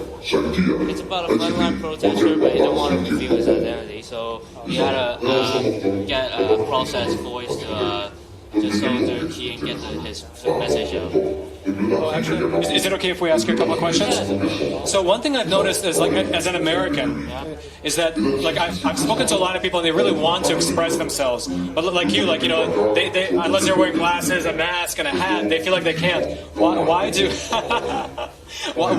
so many people hide their identity when they speak? Because if you haven't realized it yet, look around us. Because sometimes there are some cameras out of nowhere. You can see your face, and that's become a great danger for us because you know we might be good at something, but someone is always better than us. And if we don't mask our face and we get detected, it's not just us who are in danger. It's about our family, our friends, whoever is related to us. It's not just about ourselves anymore. It's about protecting the people around us. So we all mask our face just so we can live safely. After even we said some, very rather politically correct stuff. So the main purpose is just to protect ourselves. There you have it. Anyone in America watching, we have to remember to always be thankful for the freedom of speech that we have. Because in America, we can go on YouTube or Facebook and say anything, but here in Hong Kong, people, they're fighting to just express themselves. So another question. So, the police labeled the demonstrations riots and the protesters as rioters. Do you have any comment on that? Well, if they want to label anything as a riot, they gotta look at themselves first. Because look at them. Look at them. They call themselves police, and they're supposed to be the one protect us, right? But now they are the ones who's shooting us. Even though it's a peaceful demonstration, like as the Hong Konger, the time I remember it because I haven't been out for a long time because summer I was busy and I was at Symbolism. Is it Salisbury? There might be a Salisbury Garden. That day we have a massive rally. It's just a rally, not a march. We were just there, and there's elderlies, there's kids, there's some even disabled. I saw a guy in a wheelchair. We did nothing but yelling slogans, or maybe just yelling a couple of curse words at the police. And out of nowhere, I heard a pop sound and something explosive, and then somehow I just saw a bunch of tear gas being released into the center of the rally, and people were just running like. I don't know, it's just like a terrorist attack to me. So when they label us rioters, they might as well just look at themselves. Because we are not the one who's starting it. Look at this peaceful rally. They ain't here. If they're hit, it's going to turn into a riot really soon. I wish you the best of luck, Guy Al. Good luck. Yeah, there you have it. That's what I've witnessed too over the last several weeks. By the way, listen to this. What you're listening to is the new Hong Kong anthem.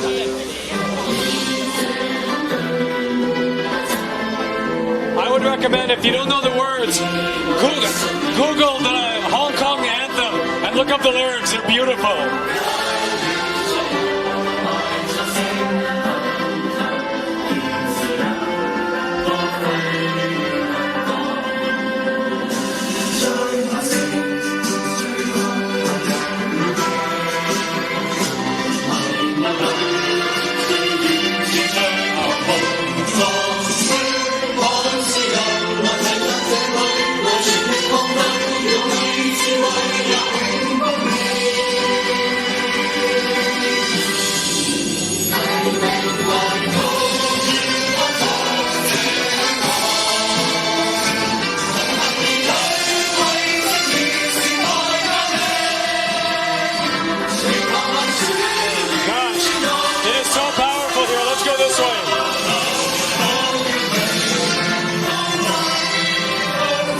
So powerful here. So much of what's going on here in oh, looks like we have some kind of an interview lined up. Let's go see it. Hi.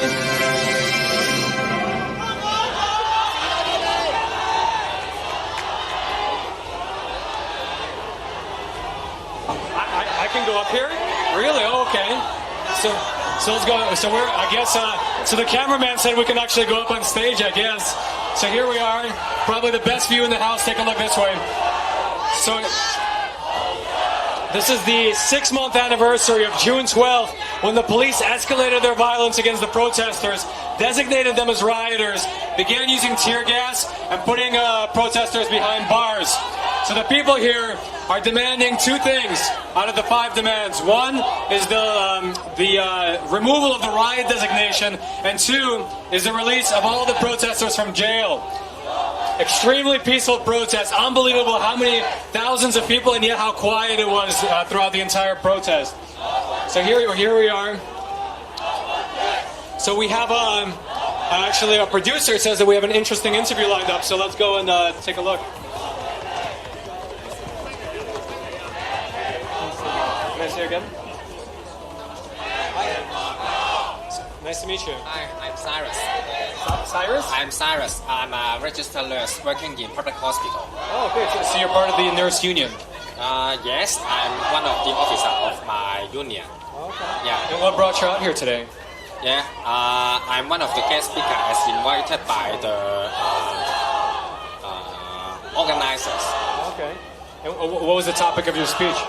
I'm here to remind all the protesters here to stand together, and we are still waiting for you to meet in the future at the electrical.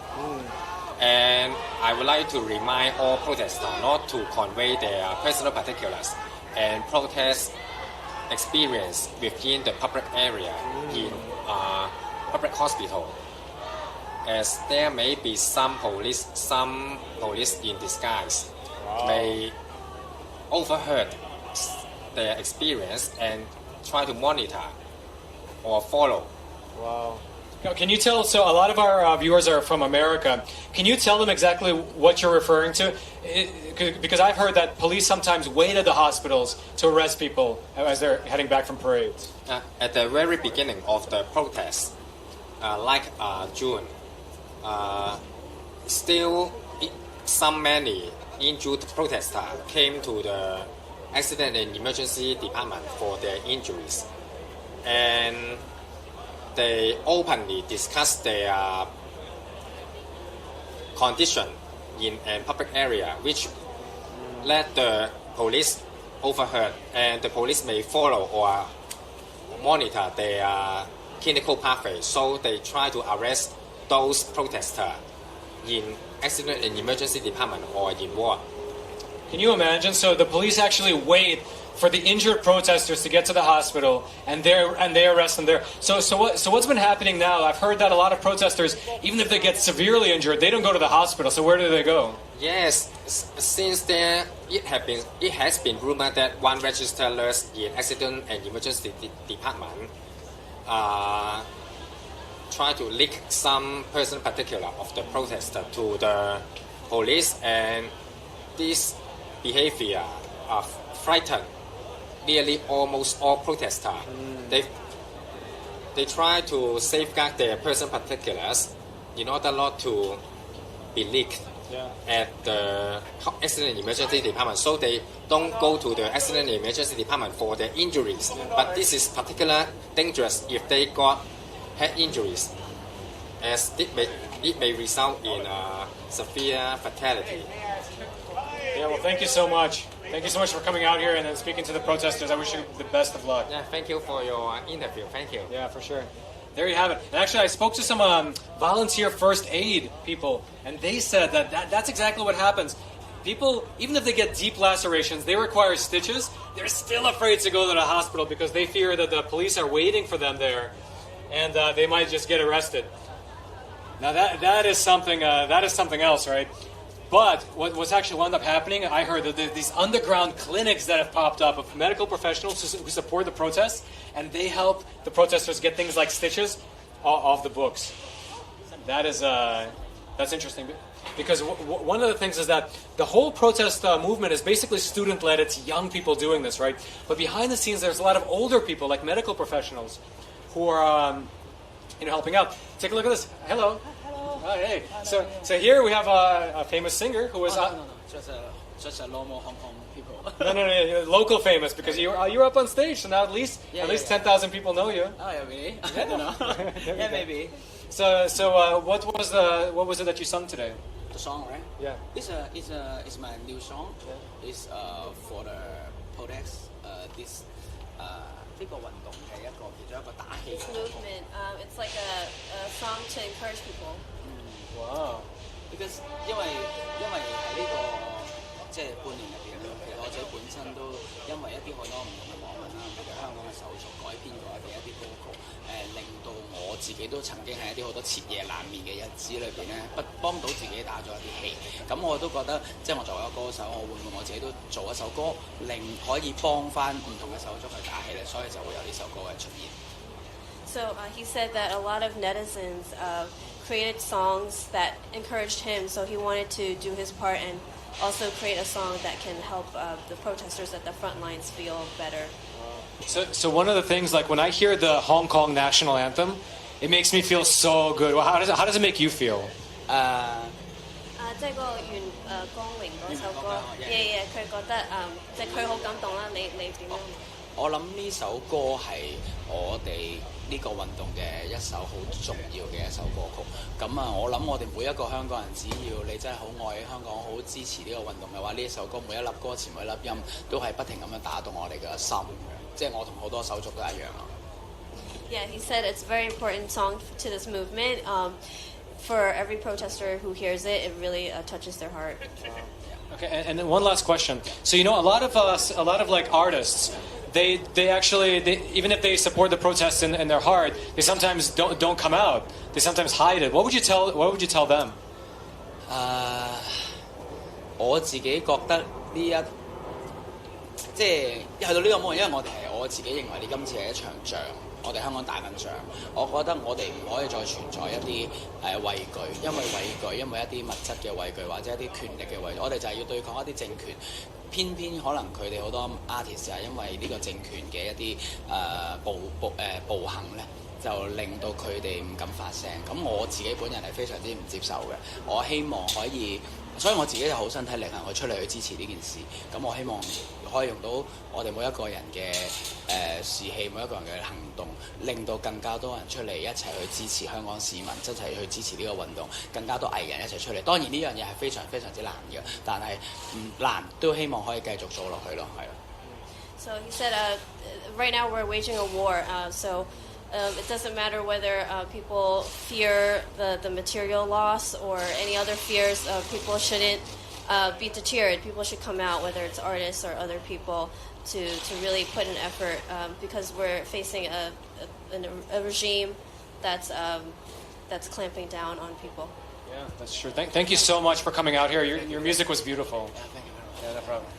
香港人加油！加油！Thank you. And by the way, I would recommend anyone watching, if you don't know the Hong Kong national anthem, Google it and watch it on YouTube with the subtitles of what the words mean. It is powerful stuff. Hey, do you want to get interviewed? Do you...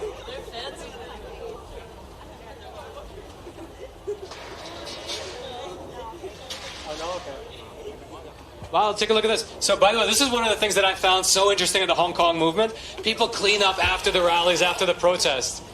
It's so nice. If you ever watched videos of, let's say, like the Japanese soccer matches, like I have on Facebook, and they're always cleaning up after themselves, and it's like so touching, that's exactly what goes on here. I don't know, that's not what rioters do, so I don't know if that designation is valid by the police. Take a look at this. I don't want to touch it, but so nice. Look at this flag. Again, I'm telling you, if you're just tuning in, my opinion is that this flag is probably the most iconic. Let's grab it here. Here. This flag is probably the most iconic thing. Oh, here. Take a look at this. So this flag here, you see it waving all throughout Hong Kong. It says Free Hong Kong, Revolution Now. I've also seen it translated as Revolution of Our Time. And I think this thing is so iconic. And I really relate it to, I think in 100 years, people will look at this flag and they'll have the same feeling about it as Americans do towards the yellow Don't Tread on Me flag. You know, the one with the snake in the middle? I mean, man, because I believe that what's going on in Hong Kong now might be the kernel to free China. And they'll view this flag sort of like the Don't Tread on Me flag. Very, very nice. Whose flag is this, by the way?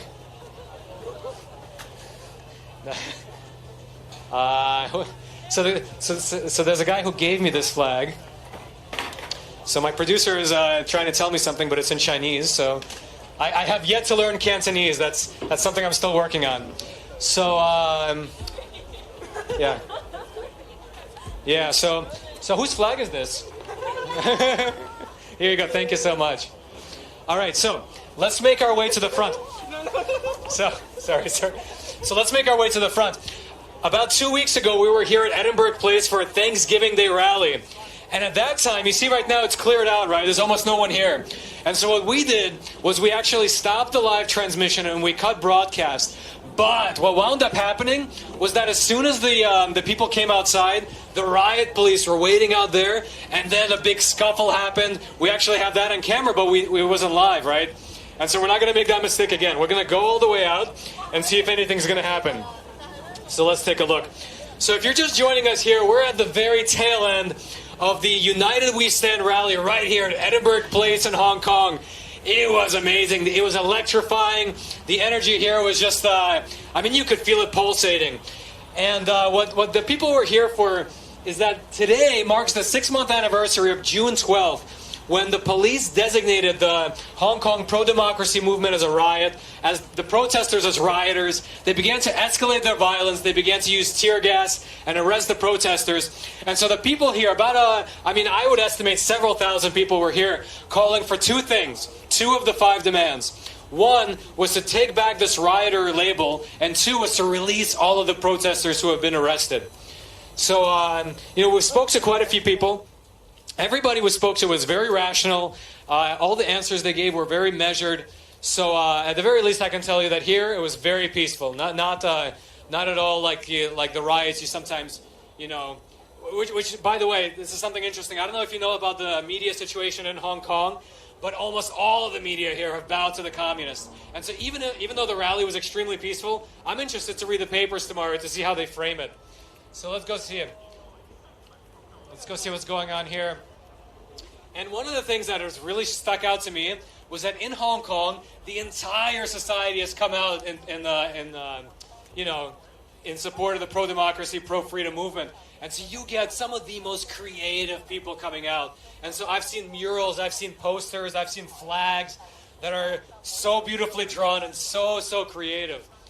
Let's go see, and some of the and some of the artists are graffiti artists. So let's see what's going on here.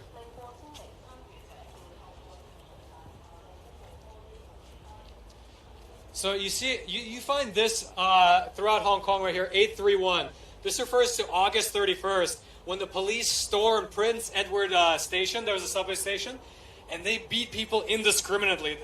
The video footage from that day is just horrific if you look it up. Prince Edward Station in Hong Kong, if you type that into Google, you'll get some brutal imagery. And that's some of the examples of police brutality that the people here were protesting against. Let's see what else we have here. Oh, look at this. So this is another slogan of the movement here. Be water, my friend. That's a quote, of course, from Bruce Lee, who is from Hong Kong. And what's interesting about this is when I first came to Hong Kong, I thought there was like a leader here in the movement, some kind of protest leader, like how there was during the Umbrella movement with Joshua Wong.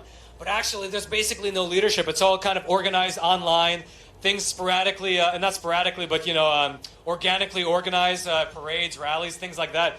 It's phenomenal because that's what the protesters are using. This kind of be water mentality that they can't stop you if they try to grab you and you're like water and you just kind of like float through their fingers. Very interesting. And take a look at this. Another very clever anti-Chi-Nazi, comparing the Chinese Communist Party to the Nazi regime.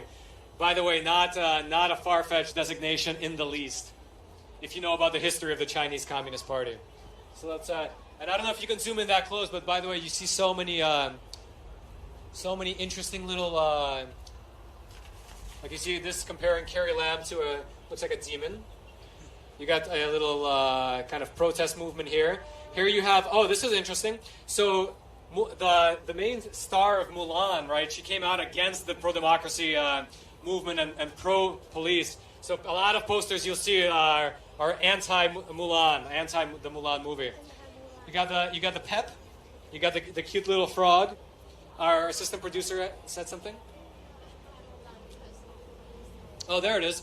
So yeah, you get a lot of these posters because the main actress in the new Disney Mulan film, she came out in support of the police and against the protesters, and you get posters like these all throughout Hong Kong right now. I don't know how the movie is going to do internationally, but I suspect that in Hong Kong the box office ain't going to be good. So let's see. You got You get Pep the Frog. You see him all around. You see people holding up the Pep. Yeah. Oh, hey! We have the Italian soprano himself. Huh? I'm a tenor. Oh, not a soprano, a tenor. Excuse me. Soprano is a woman. Oh, you know what? I didn't mean any harm. That just shows my ignorance, not anything about him. So what brings you all the way out to Hong Kong? I was not in Hong Kong. I was watching those depressing videos of police brutality, and I felt I thought, how can I do something for them? Then I heard the hymn, the protest song, and I thought, as I'm a singer, so I could sing it for them. How did it make you feel when you first heard it? It sounded like a national anthem, powerful. I watched only online streaming and on TV, but I could see that people were moved where they heard it, and it also suits my singing style. I can sing it like opera. Yeah. Yeah, I had the exact same reaction. By the way, if you've never heard of Hong Kong anthem, Google it right now with the lyrics. It's beautiful. Yeah, it's really, really beautiful. Actually, I heard you sing on Thanksgiving Day. I heard you sing an Italian song. Well, by the way, what was that Italian song you sang? There was a history behind it, right? Yes, I chose that. It's meant for the chorus in an opera, but you can sing it as a soloist also. It's sung by Jewish slaves in Babylon, and so it represents the hardship of an enslaved people. And that was the situation of Italy until 160 years ago. Italy didn't exist. There were many small countries, and most of them were under foreign occupation or influence. One among others, Austria. And at that time, Verdi, the composer of that opera, was made it to encourage the people to unite, get together with Italy. It was very beautiful. And another question is, what would you? A lot of artists in Hong Kong, some of them have come out for the pro-democracy movement, right? But some of them don't. Some of them might fear some kind of political backlash or monetary loss. What would your suggestion be to those artists? Or do you have a suggestion? I should ask that first. I'm not in the condition to judge. They are professionals. They have the priorities. That's true. I'm lucky that I don't have like a big career, so I'm free. I'm not accountable to anyone. I don't have a boss or contracts, so I'm free to say whatever I want. I understand. Casually, even before I thought about coming here, someone got in touch with me, a local singer, not an opera singer, a jazz singer. They sing in like hotels and kind of events, and they asked me if I was available in November. That was 3 months ago, for a performance. And then I got in touch again with them when I got here. Said, "Hey, I'm here for the protest," and the answer was, "I try not to mingle up with the protest with politics." And I never. That didn't happen. There you go. Well, okay, last question. Could you sing some of the Hong Kong national anthem for us? Yes. Do you have it on hand? Yes. He sings so beautiful. You want to do it against the wall? Can we do it against the wall? I heard him sing on the Thanksgiving Day parade, not parade, the rally, about 2 weeks ago. Very, very beautiful. I'll sing the last part. Lai Ming Loi Do Yu Gong Fo Ze Heng Gong Tong Ang Yi Ne Wa Zin Ye Se Doi Gan Men Ke Ka Man Zi Zi Yao Man Sai Da Ban Nao Ngo Yu Wing Gong Wai Heng Gong. Wow, beautiful. Thank you so much. Wow. Right there. By the way, if you want to hear that full song live, just scroll through the library. Go to the event 2 weeks ago on the Thanksgiving Day rally. Thank you so much. All right. So again, if you're just tuning in, we're at the very tail end of the United We Stand rally here in Edinburgh Place in Hong Kong, where thousands of people came out in solidarity of what has been going on in Hong Kong over the last 6 months. Exactly 6 months ago, on June 12th, the police designated the protesters as rioters and began escalating their violence using tear gas and throwing the protesters behind bars. And people are here calling for their release and the reversal of that designation. Now, we have been, so basically everything has been fairly peaceful, but you never know. That's why we came here with our tear gas mask and our helmet. As you can see, actually, some riot police have showed up, although there's not many people here, so let's see if anything happens. But occasionally what goes down is that at the tail end of an event, you do have some kind of a skirmish, unfortunately. But hopefully that won't happen today. But you do have some riot police in full gear. So yeah, so there we have it. We have some riot police here. Although really it's maybe they're just coming to assess the situation. The rally, if you're just tuning in, has been largely peaceful. We talked to quite a lot of people, and they were very measured. The answers they gave were very rational. But let's see what goes down here.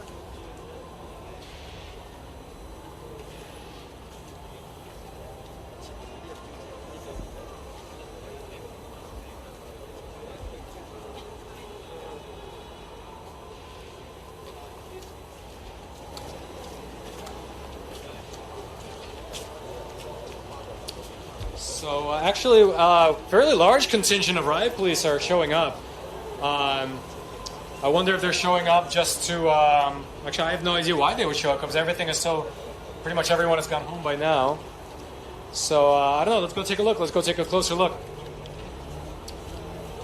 So this is fascinating. It seems like over the last several weeks that I've been in Hong Kong, almost every time there's a rally or parade, it's relatively peaceful, but then it seems to devolve into some kind of police action. So here you have some police, some riot police congregating. Now before, when I first got here, I would come up and ask them questions, but I've been told off 1 or 2 times, so maybe I won't do that. Unless something spicy happens, then I'll go ask them. But let's see. Do you guys know what's going on? Personal data officers was printed on the wall, which is against the injunction order imposed by court. Okay. So he says that several of the personal details of some of the officers were put on the wall, which is against some kind of an injunction passed by the court. That's what the young officer there said. So now it seems like a contingent of riot police are going in this direction. Let's see what's gonna happen. So again, we're here at Edinburgh Place in Hong Kong on what is it? My watch is still in New York time, so I'm not sure exactly what it is. It's December what, 13th? No, December 12th, right? Because it's the 6-month anniversary of June 12th, when the police first designated the protests as riots and began to use tear gas against the protesters.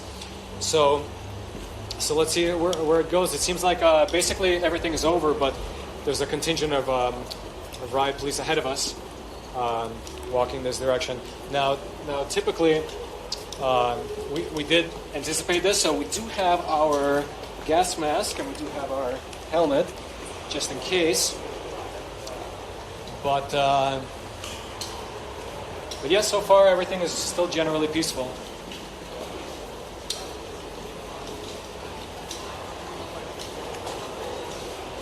So let's go up ahead a little bit to see what's going down.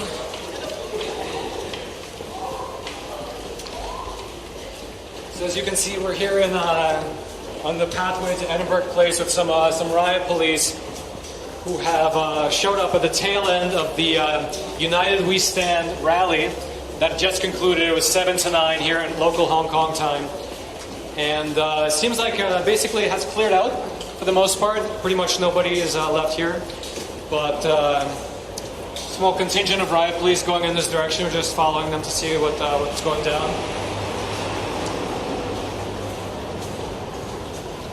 Which, by the way, I mean, I don't know if you see some of these, but there's some very, very creative posters around. So let's see.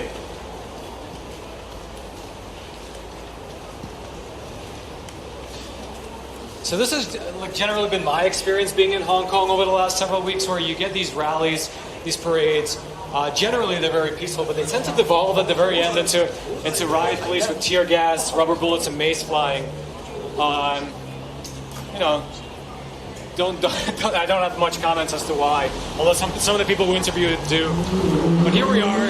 We're in Hong Kong on the front line of the global battle between communism and freedom, and we're just at the tail end of an event marking the 6-month anniversary of when the protest movement was designated riots, and the protesters themselves rioters. The event is over. Everyone has seemed to dissipate, but the tail end, there's a contingent of riot police here. We spoke to one of them. They said that some protester put some of their personal details up on the wall. So I don't know if that's why they were called, but that's what he told me at the very least. So yeah, I mean, it's still, there's no tension here. At least tension is if it's 0 to 10, maybe 1 or a 2, just because you do have riot police here. But there's nobody in opposition to them. Looks like everybody has already gone home. But in my time in Hong Kong, what I've learned is never to judge a situation like that.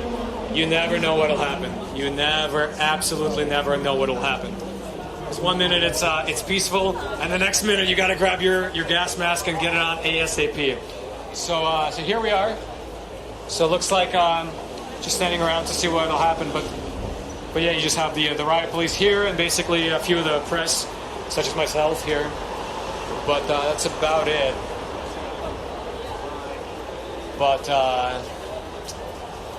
that's it. But again, never judge the situation on its face value. You never know. You never know what'll happen. In fact, 2 weeks ago, we were at the Thanksgiving Day rally, and we thought the whole thing was over. We wrapped it up. We said our goodbyes. And then when we were going home, there was a big police action against the protesters, and we got it on camera, but it wasn't live. And so that's why we have continued our live broadcast here. So it looks like some of the police are going now in that direction.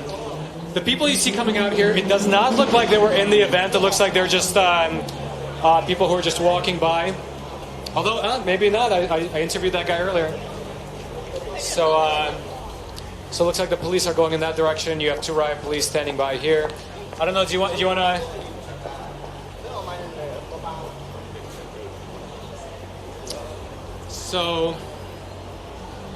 So that looked tense. I mean, I don't know about you at home, but when you have a contingent of riot police suddenly show up with those glow-in-the-dark armbands, it's ominous. It's like some modern warfare type stuff. So they seem to have gone back in that direction. You want to go back and see what's going on? So generally, it looks like everything is fine. It looks like it won't devolve, but sometimes it still does. So we're going to go follow them and see what's going on. It feels to me, being here in Hong Kong over the last several weeks, that it's like if you follow some of the Telegram groups and stuff like that, things are popping up all the time. It's like a game of whack-a-mole, between the police and the protesters. So let's see. So we've got some, looks like they're looking at some of the art on the walls.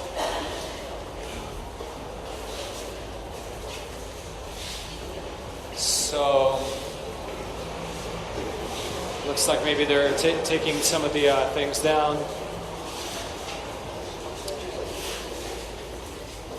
Here you have some more creative art. Again, some of the people in the protest, because the protest movement in Hong Kong is so big, pretty much, last Sunday, close to 1 million people marched through the streets. Hong Kong only has 7 million people. And so you get some of the most creative types among the protesters. And so you get some of the posters are just out of this world. I've been taking pictures the whole time I'm in Hong Kong. But we're here at the end of the United We Stand parade, rally, rather. And here we have a contingent of riot police. Looks like all of the protest goers have already gone home, or have dissipated at the very least. but the riot police have shown up, and it's basically the police and the press here. Pretty much nobody else from the protest.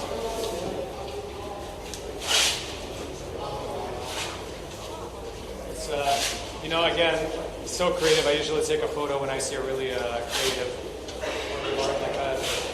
So. So again, here we are at Edinburgh. Here we are at Edinburgh Place in Hong Kong, where the United We Stand rally has just successfully concluded. Successfully in the sense that it was relatively peaceful and nothing, went awry. But after it's gone and all the protesters have gone back, you have here a contingent of riot police who are walking around and taking a look at what's going on. So, looks like they are taking a look at some of the posters that were hung up on the walls. So, I don't know, maybe we can ask some of them what's going on. Maybe we can ask. Do you have any comment on what's going on? Okay. Well, so that's generally what happened. The riot police have showed up at the end, but everything looks peaceful because everyone is already home, so nothing out of the ordinary. Well, except in Hong Kong, nothing out of the ordinary. If this was a scene in New York or something, that would be definitely out of the ordinary. So over there, you see some more armbands. Maybe we can head on over there to see what's going on. So again, if you're just tuning in, we're at Edinburgh Place in Hong Kong, where a rally just concluded marking the 6-month anniversary of the police designating the protesters as rioters and escalating their violence and beginning to use tear gas and put people behind bars. And the event is over, as you can see. There's pretty much nobody here, just a few people walking by. I don't think these people are even part of the rally that was here. Maybe they are, but maybe not. I'm not sure. But as soon as it's over, the police showed up, which, by the way, honestly, I've been here for a few weeks now, and that has been the general pattern. You have a parade, you have a rally, you have a march or something like that, or an event, and it's generally so peaceful. People are just, they're demanding the 5 demands, they're chanting, they're singing, they have speeches. Everything is peaceful. I've spoken to people, the people are rational, they're measured. But when it's over, at the tail end, that's when the riot police show up, and that's when the violence begins to unfold. And so that's what I was actually worried about today when we saw this. But looks like there might not be enough people here to, basically everyone already went home by the time they got here. So here it is. Just a regular scene in Hong Kong.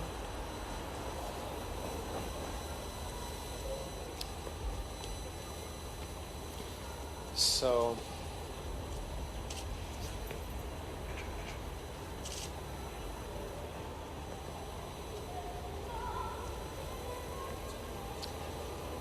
Yeah. So looks like hopefully today will end without any incident. But in my time here in Hong Kong, I've learned to never make that assumption too preemptively, because you never know what might happen. So, but anyway, we're here in Edinburgh Place in Hong Kong, where the United We Stand rally went on from 7 to 9 local time, and right now it's about 10:25 local time. And at the end, it seems like everyone filed out. The stage was broken down, and then you had a contingent of riot police, maybe 30, 40. My estimate, maybe it's different.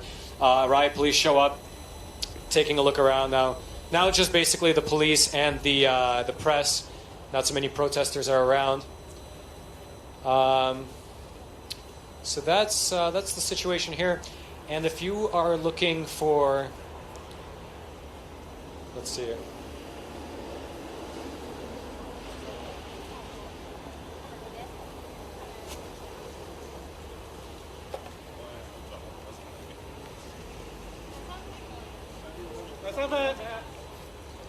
All right, so it looks like they are moving. Looks like they're moving in this direction here. So that's a tunnel there. We can go there as well, see what's going on. So if you're looking for an interesting vacation, by the way, if you're a tourist who is interested in that modern warfare type vibe, maybe Hong Kong is the place to go, because I've been here for the last several weeks, and you can see scenes like this throughout Hong Kong. Just a joke, but also kind of not a joke. So walking in this direction, let's see what's unfolding here. Looks like a strategy session. So yeah, so here we are, Edinburgh Place in Hong Kong, where the United We Stand rally is concluded. And this is generally what has seemed to happen since I've been here in Hong Kong. You have a generally peaceful parade or rally, but then at the tail end, the riot police show up and the violence begins to escalate. Bullets, rubber bullets, mace, tear gas starts flying. And that's that. I mean, but what really amazes me is that the protesters keep coming out. They've been hit by the bullets, they've been hit by the tear gas, but week after week they keep coming out and demanding their freedoms, demanding their liberties, and demanding that the encroachment of communism upon Hong Kong cease. I mean, that to me is really, really touching. So nothing's really happening here at the moment, though, and just the police and a few members of the press. So that's that.